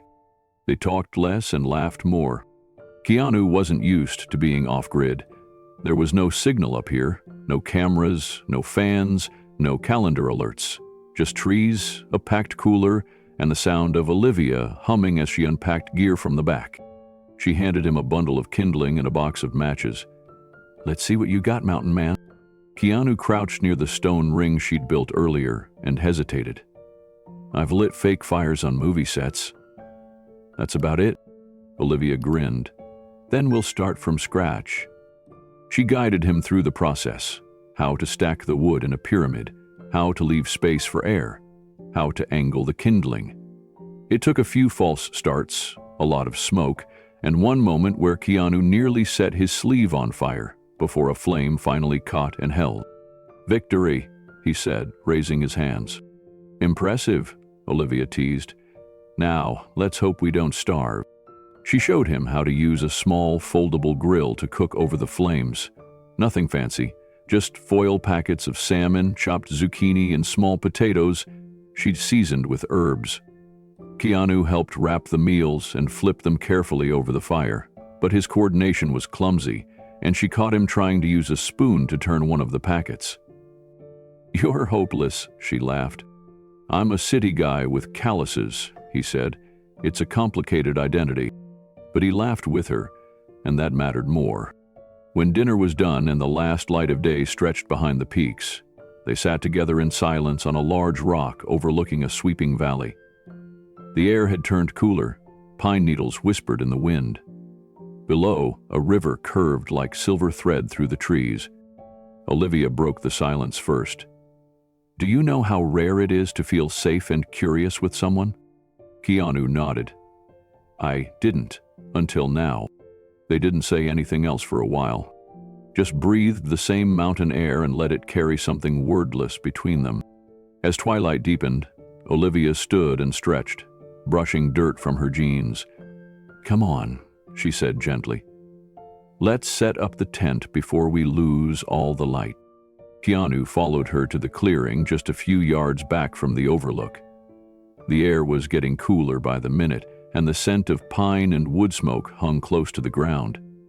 She handed him a bundle of poles and a folded tarp. "You ever set up a tent before?" He looked at the mess in his hands. "Only in the movies. And someone else always did the hard part." Olivia chuckled. "Well, tonight, you're the crew." Under her guidance, they worked together, fumbling with the poles, holding up corners, trying to get the stakes to sink into the firm soil. At one point, Keanu got tangled in the rainfly and nearly fell backward onto the firewood pile. Olivia laughed so hard she had to sit down. Keanu joined her, wiping sweat from his brow despite the chill. "I think I'm better off sleeping in the truck." She shook her head. "You'll ruin the whole outdoorsman redemption arc." When the tent finally stood, lopsided but secure, they tossed their sleeping bags inside and returned to the fire. The stars were starting to come out, quiet and sharp in the cold sky. No city lights to mute them, just the slow unfurling of the cosmos above their heads. Keanu stared upward. "You ever think about how small we are?" "All the time," Olivia said. "But sometimes, small feels sacred." He looked at her. She wasn't trying to impress him, she wasn't trying to be wise, she just was. Steady, kind, real. They sat beside each other again on the rock near the fire, both wrapped in extra jackets and blankets, a thermos of warm tea between them. Neither one rushed the moment. Olivia leaned back on her hands and looked at the sky. "I used to come up here every year in my 20s. When things got hard." "Where we stop?" Keanu asked. "Life," she said simply. "Too many reasons, none of them good." He nodded slowly, staring into the flames. "I stopped doing things that made me feel like myself, too." The wind picked up gently, rustling the trees above. He looked over at her, eyes searching. "This," he said quietly. "This feels like who I used to be." She didn't answer. She didn't need to. She just scooted a little closer, not to close the distance romantically, but to share the warmth, to make space for that version of him to breathe again. That night, after the fire had faded to embers, Keanu and Olivia lay in their sleeping bags, the tent flap half open to the stars. No city sounds, just crickets and the wind in the trees. Keanu stared at the sky. "I haven't done this since I was a kid," he said. Olivia turned her head. "Camp? No, sat still long enough to hear myself think." She smiled softly in the dark. After a pause, he added, "This feels like who I used to be." She reached over and touched his hand. "He's still in there." They didn't move closer, didn't kiss. They just stayed as they were. Close enough to feel safe, far enough to feel free. Keanu exhaled slowly. "Thank you." "For what?" she asked. "For letting me just be here." She didn't answer with words. She just squeezed his hand once and held it. They drifted off with stars above, the mountain air around them, and a quiet knowing between them. No declarations, no need. Only presence. By sunrise, Keanu stepped out and stood still in the cold morning light. Olivia joined him a minute later, a blanket over her shoulders. "You ready for bad coffee and burnt eggs?" she teased. He grinned. More than anything, it started with a blurry photo, a grainy shot of Keanu and Olivia sitting together on a rock in the Sierra Nevadas, a thermos between them, his arm resting casually behind her. The image had no context, no caption, no confirmation. But that didn't matter. By the time Olivia woke up Monday morning, her phone was flooded with messages. Colleagues, parents, former classmates, even her brother in Florida had sent a screenshot of the image with the caption, "Is this real?" Confused, she scrolled through the notifications until her heart sank. There it was, on the homepage of several entertainment blogs. Keanu Reeves seen with mystery woman on mountain getaway. Some called it romantic. Some questioned her identity. Others dug into her background with alarming speed. One headline read, "Who is Olivia Fields, the private teacher linked to Keanu Reeves?" Within hours, reporters were outside her school. Not just one or two, but vans, lights, microphones, a full frenzy. She'd barely made it through the front gate before being stopped by a voice calling out her name. "Miss Fields, is it serious? Is he moving on from Hollywood? Did you two meet on set? What does Keanu see in a schoolteacher?" Olivia couldn't breathe. She ducked her head, kept walking, and didn't stop until she was in her classroom with the door locked. Keanu called minutes later. She didn't pick up. Then he texted, "I'm so sorry. I didn't want this for you." She stared at the message, overwhelmed. This wasn't what they had talked about. They had built something quiet, sacred. Now it was on display, dissected by strangers with no care for truth. Her hands trembled as she typed back, "Please make it stop." He responded almost immediately, "I'll do everything I can. I'll speak up. Just know this, if you want to walk away, I'll understand. But I hope you won't." She didn't answer. She needed air. She needed time. That evening, she drove to a park near her apartment, turned off her phone and sat alone on a bench.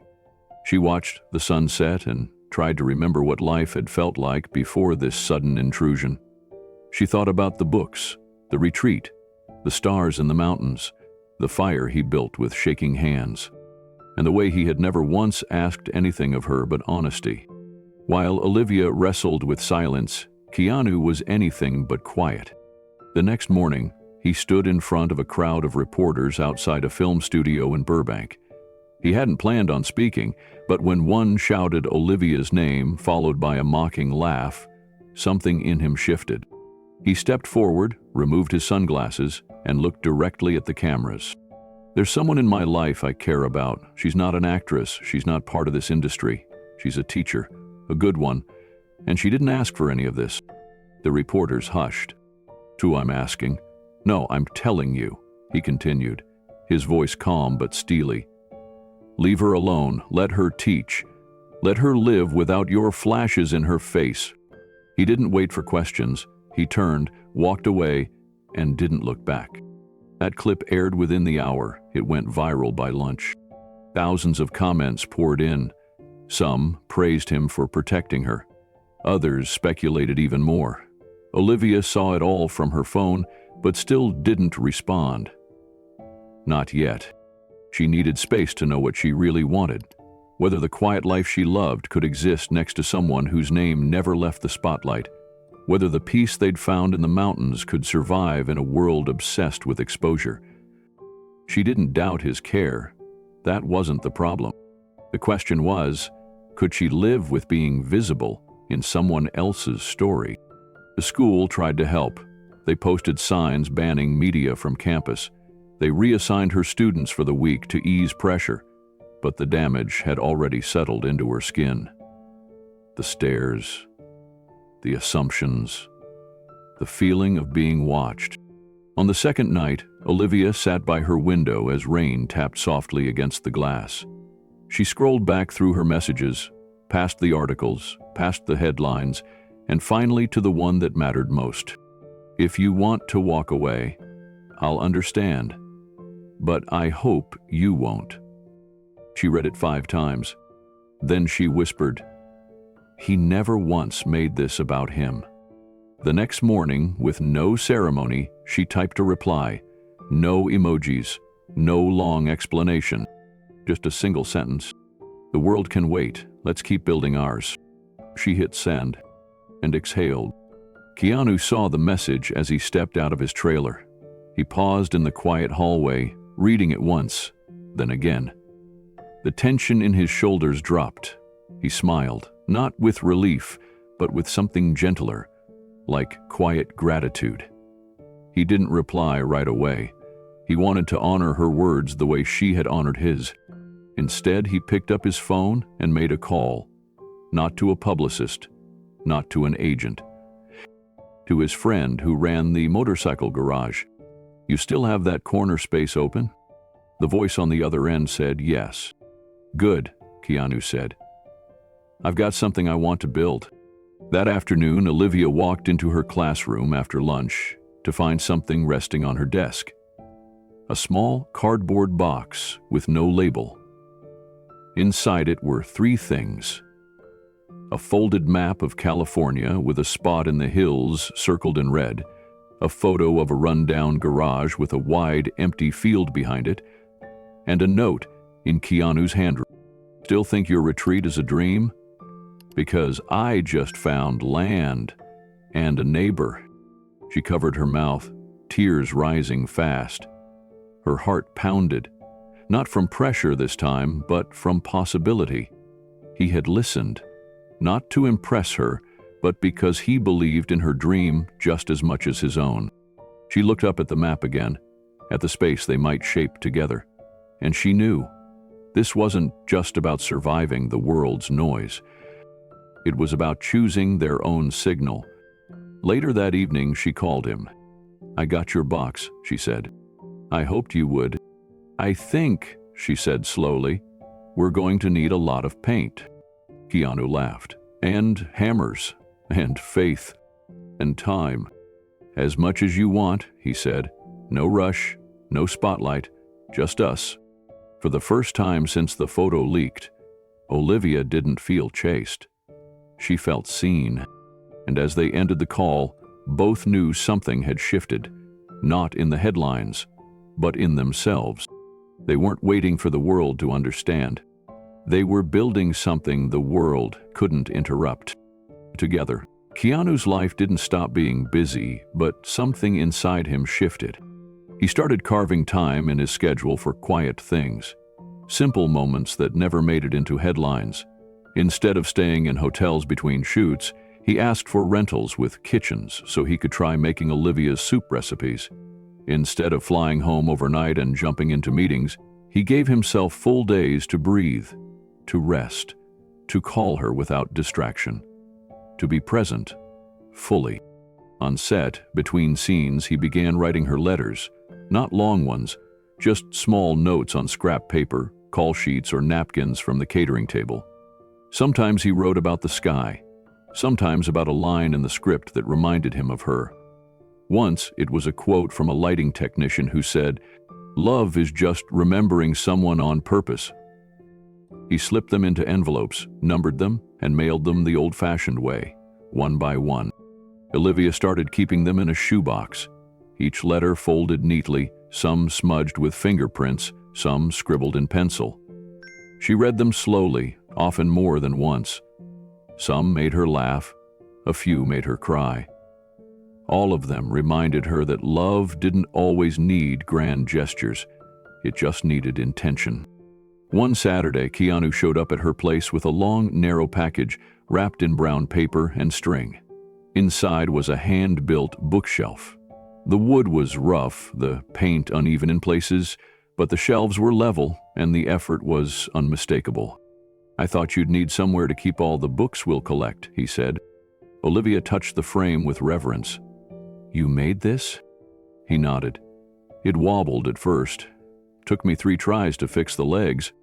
She knelt and ran her fingers along the grain. "It's perfect." They placed the first book together, a worn collection of poetry they'd read aloud on a lazy evening months before. Inside the cover, Olivia had written one line in pen, "To the builder of quiet places." That night, as they sat on the couch reading from the second shelf, Keanu realized something he hadn't felt in years. He wasn't performing, he was just living. And in her presence, that was enough. As the weeks passed, the rhythm between them deepened. They didn't need to see each other every day to feel close. A letter in the mailbox, a photo of a sunrise sent without a caption, a late-night voice message where Olivia read a page from her favorite book. These were the things that stitched them together. On set, Keanu's coworkers started noticing a difference. He laughed more, asked deeper questions. When the cameras weren't rolling, he'd sit with the crew instead of retreating to his trailer. He offered advice to younger actors, not about career strategy, but about slowing down, taking care of themselves, and finding people who made them feel whole. In one interview, a reporter asked about his recent success and whether he felt fulfilled.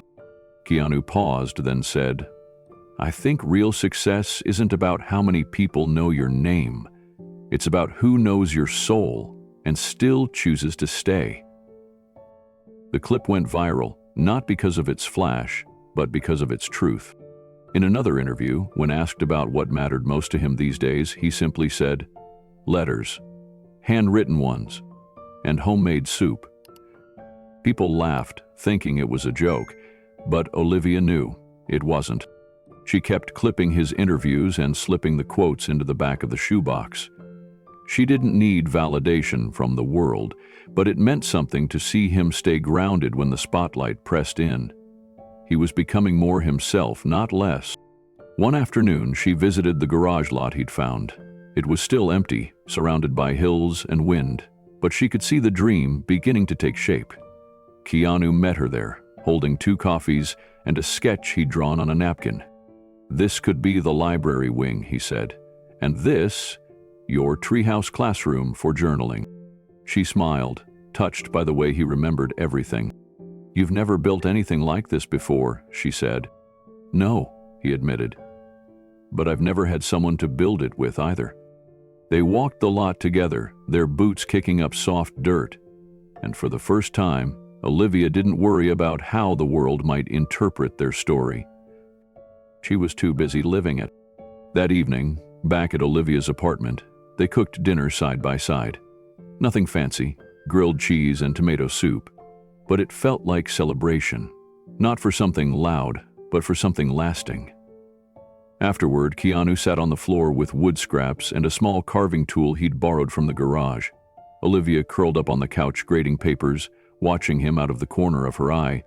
"What are you making now?" she asked. He held up a small piece of cedar. "A sign for the bookshelf. Thought it needed a name." She set her papers down. "What will it say?" He turned the block around. Burned into the grain, in imperfect lines, were 4 words. "This is what love feels like." Olivia pressed her hand over her heart. They placed it on the top shelf, together. Not as decoration, but as a reminder, a quiet banner of the life they were choosing. One book, one letter, one weekend at a time. Later that week, Olivia found a small note tucked into her lunchbox. "I used to measure life in scenes. Now I measure it in mornings with you." She didn't show it to anyone. She didn't frame it. She just folded it carefully and placed it in the shoebox with the others. Keanu began journaling again, something he hadn't done since his 20s. Pages filled not with screenplays or ideas, but with reflections. Memories of things Olivia said in passing, a quote she left on the fridge, a moment where she touched his back when she thought he was asleep. He kept these private, not to hide them, but to protect them. In public, people kept asking about his new outlook. He didn't name Olivia, but he talked about presence, about stillness, about listening. He told one interviewer, "Love isn't a performance. It's what you do when the curtain closes." By the time spring arrived, Olivia's bookshelf held 12 books, all shared between them. Dog-eared, scribbled in, marked with sticky notes. They were building more than a library. They were building a language. And in that language, there was no need for perfect endings, only the ongoing joy of choosing one another, quietly, deliberately, again and again. The evening air in Los Angeles was soft, touched with a hint of jasmine from the planters outside the old Italian restaurant. Months had passed since that first unexpected meeting, but something about the sidewalk, the warm flicker of candles through the windows, and the muted clinking of silverware brought it all back. Keanu parked quietly down the street.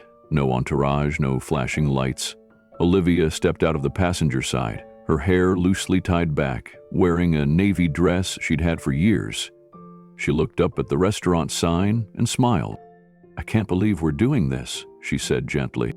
"I can," Keanu replied. "I've wanted to since the night we left."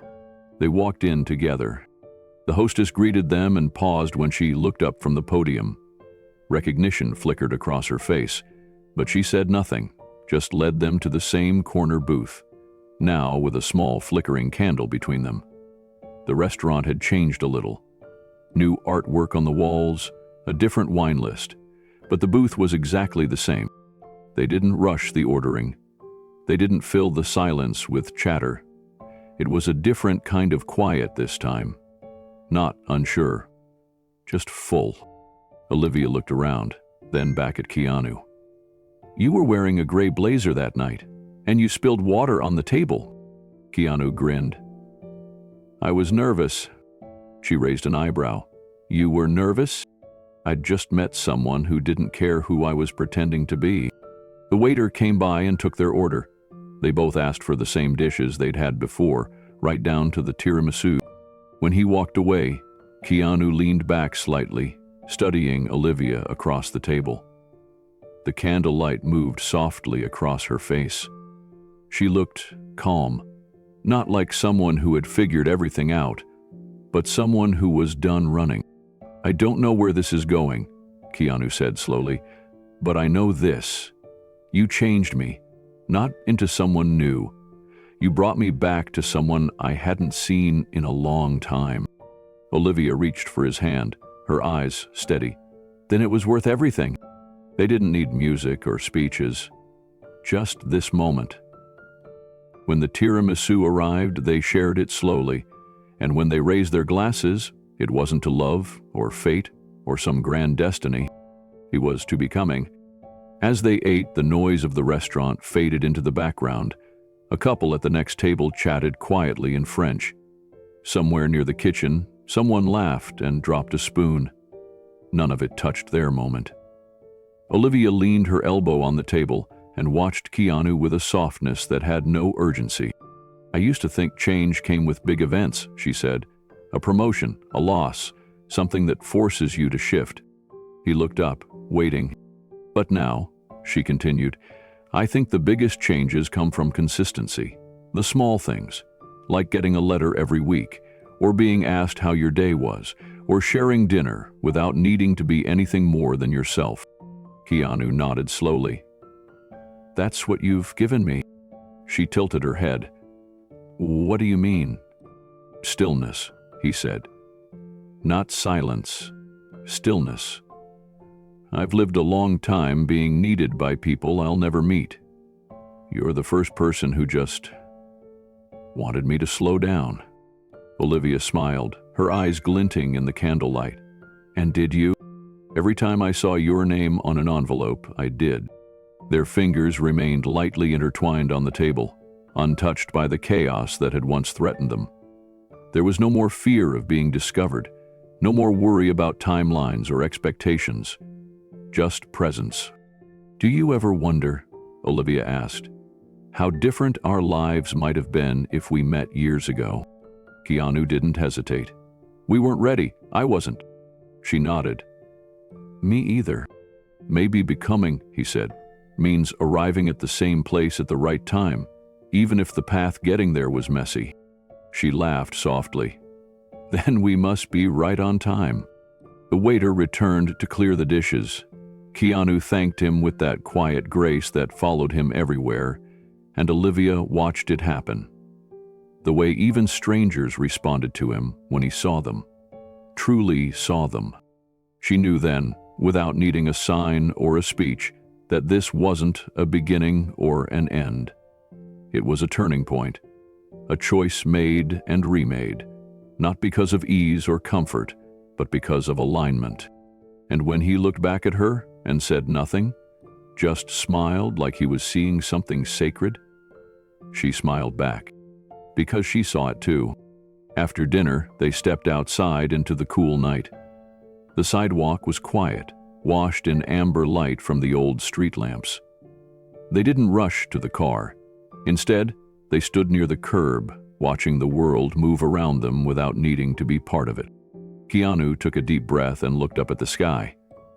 "Do you ever feel like we're standing in a pause between chapters?" Olivia looked at him, then at the dark sky above. "I think we are. But maybe for the first time, we're the ones choosing when to turn the page." He nodded, his expression thoughtful. "For so long, everything in my life has felt like it was racing towards something, some finish line I couldn't even see. And now, it feels like I'm just here, with you." She took his hand. "You don't have to race anymore." They walked slowly to the car. Keanu opened her door, waited for her to settle in, then climbed in on his side. Before he started the engine, he turned to her again. "I'm not promising perfection," he said, "but I can promise presence. I can promise I'll keep showing up." Olivia smiled. "That's the only promise that matters." The drive was quiet. Familiar streets passed by like old memories. But nothing felt heavy. When they reached her apartment, Keanu walked her to the door. No big gestures, no speeches, just a lingering stillness in the way they stood close. Before she went inside, she looked up at him and whispered, "You really built a life that feels like yours again?" He smiled gently. "You helped me remember how." She nodded once, eyes bright. "Then we're even." He leaned forward and rested his forehead lightly against hers. For a moment, the whole world went still. Then Olivia opened the door, stepped inside, and turned back with one last look. "Good night, Keanu." "Good night, Olivia." As she closed the door, she pressed her back against it and smiled into the quiet. In another room, the bookshelf stood steady, holding their books, their stories, their slow-built joy. And outside, Keanu walked down the steps into the night, heartful, not because of certainty, but because of choice. Becoming wasn't a finish line. It was a way of walking forward, together. Sometimes life changes not through an earthquake, but through a quiet invitation. A single evening, a name on a reservation list, a blind date that almost didn't happen. For Keanu, it wasn't the setting that mattered. It wasn't the perfect lighting, the handwritten menu, or even the timing. It was the conversation, the space to be real, the moment someone asked him a question and actually waited for the answer. In a world that often rewards noise, speed, and certainty, that night became a door to something slower and more meaningful. Olivia never tried to impress him. She didn't talk over him. She didn't treat him like a myth. She met him as a person. That was the difference.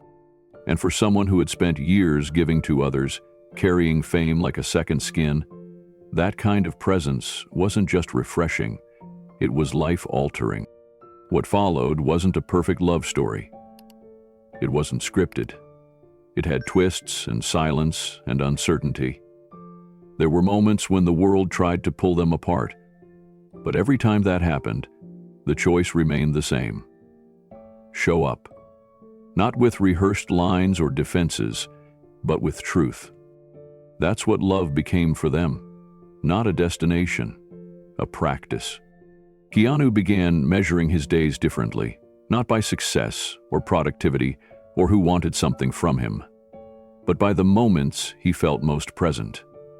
The mornings with coffee and no urgency. The handwritten notes folded gently into envelopes. The way Olivia listened when he talked about grief, and how she never asked him to be anything more than who he already was. Sometimes, what we're looking for doesn't arrive with fanfare.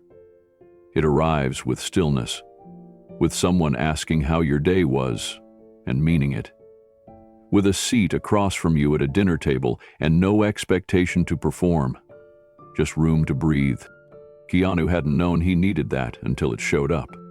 And Olivia hadn't known someone like him could understand her kind of quiet. But somehow, in the middle of all the noise, they found each other. And in that finding, they remembered something essential, that even the most beautiful lives can feel incomplete until someone gives us permission to be exactly who we are and stay. Olivia never saw herself as a missing piece in someone else's life. She didn't arrive to fix Keanu or heal him. She simply brought her full self, curious, kind, imperfect, real. And that, in the end, was enough. There's something profound about being seen without being solved, about having someone sit across from you and say, "I don't need you to change. I just want to understand who you already are." For Keanu, that became the most generous kind of love. Not loud, not demanding, just honest. Theirs was not a fairy tale. It was a choice made over and over, in little ways. From handwritten letters to late-night walks. From awkward moments building a fire to days of silence when the world intruded too loudly. But it was in those choices that their story grew roots. We often believe that the best parts of life come from planning, striving, climbing. But what if they come from surrendering? From making space instead of noise? From letting someone into the spaces we're used to protecting? That's what Olivia did. And in return, Keanu offered her his steadiness, his time, and his quiet joy. He didn't sweep her into the spotlight. He built a bookshelf. He learned to burn breakfast. He asked questions. And he answered hers without hesitation. And isn't that what we're all really looking for? Not perfection, but presence. Not certainty, but sincerity. To be reminded that we don't have to perform to be loved. That we can be met in our ordinary moments. And that those moments might be the most extraordinary of all. Their story began in a restaurant neither of them had planned to visit that night, but it wasn't fate or magic that carried it forward. It was the courage to keep showing up, to keep choosing the quiet work of connection, even when the world made noise around them. So maybe love isn't just about who makes your heart race. Maybe it's about who helps you feel more like yourself. Maybe it's about who sees the version of you beneath the masks and stays. For Keanu and Olivia, love became less about finding something new and more about returning to something true. A version of life that was slower, more intentional, and rooted in grace. They learned how to build without rushing, how to speak without guarding, how to listen without interrupting. That's what made their story rare. It wasn't that they avoided pain. It's that they didn't let pain define their future. They chose each other on ordinary days, on days when Olivia was tired from teaching and Keanu was exhausted from the weight of visibility, on days when nothing big happened. But still, they showed up, with soup or a book or a quiet moment shared between two people no longer trying to be anyone else. That kind of love doesn't always look cinematic, but it is transformational. Because it reminds us that we're not too late, not too broken, not too complicated to be met with gentleness. Their story began with a blind date. It became a rediscovery, not just of each other, but of themselves. So wherever you are in your own story, remember this: one conversation can change the rhythm of your life. One act of honesty can soften years of silence. One moment of presence can rewrite how you see yourself. Keanu thought he was complete. Olivia thought she was better off unseen. They were both wrong. Because the right kind of connection doesn't complete us, it reveals us. And that is the miracle of showing up, with nothing but the truth in your hands, with no armor, no plan, just a heart that says, "I'm here." So before this video ends, we want to leave you with 2 questions. Have you ever had a conversation that changed how you see yourself? Maybe it happened years ago. Maybe it's happening now. Share your story in the comments below. We'd love to hear how your own turning point began. And second, what kind of story would you like to see next with Keanu Reeves? Whether it's a moment of redemption, reunion, or rediscovery, tell us what you'd love to experience next. Because the most powerful stories aren't just told, they're shared. And sometimes They begin with you.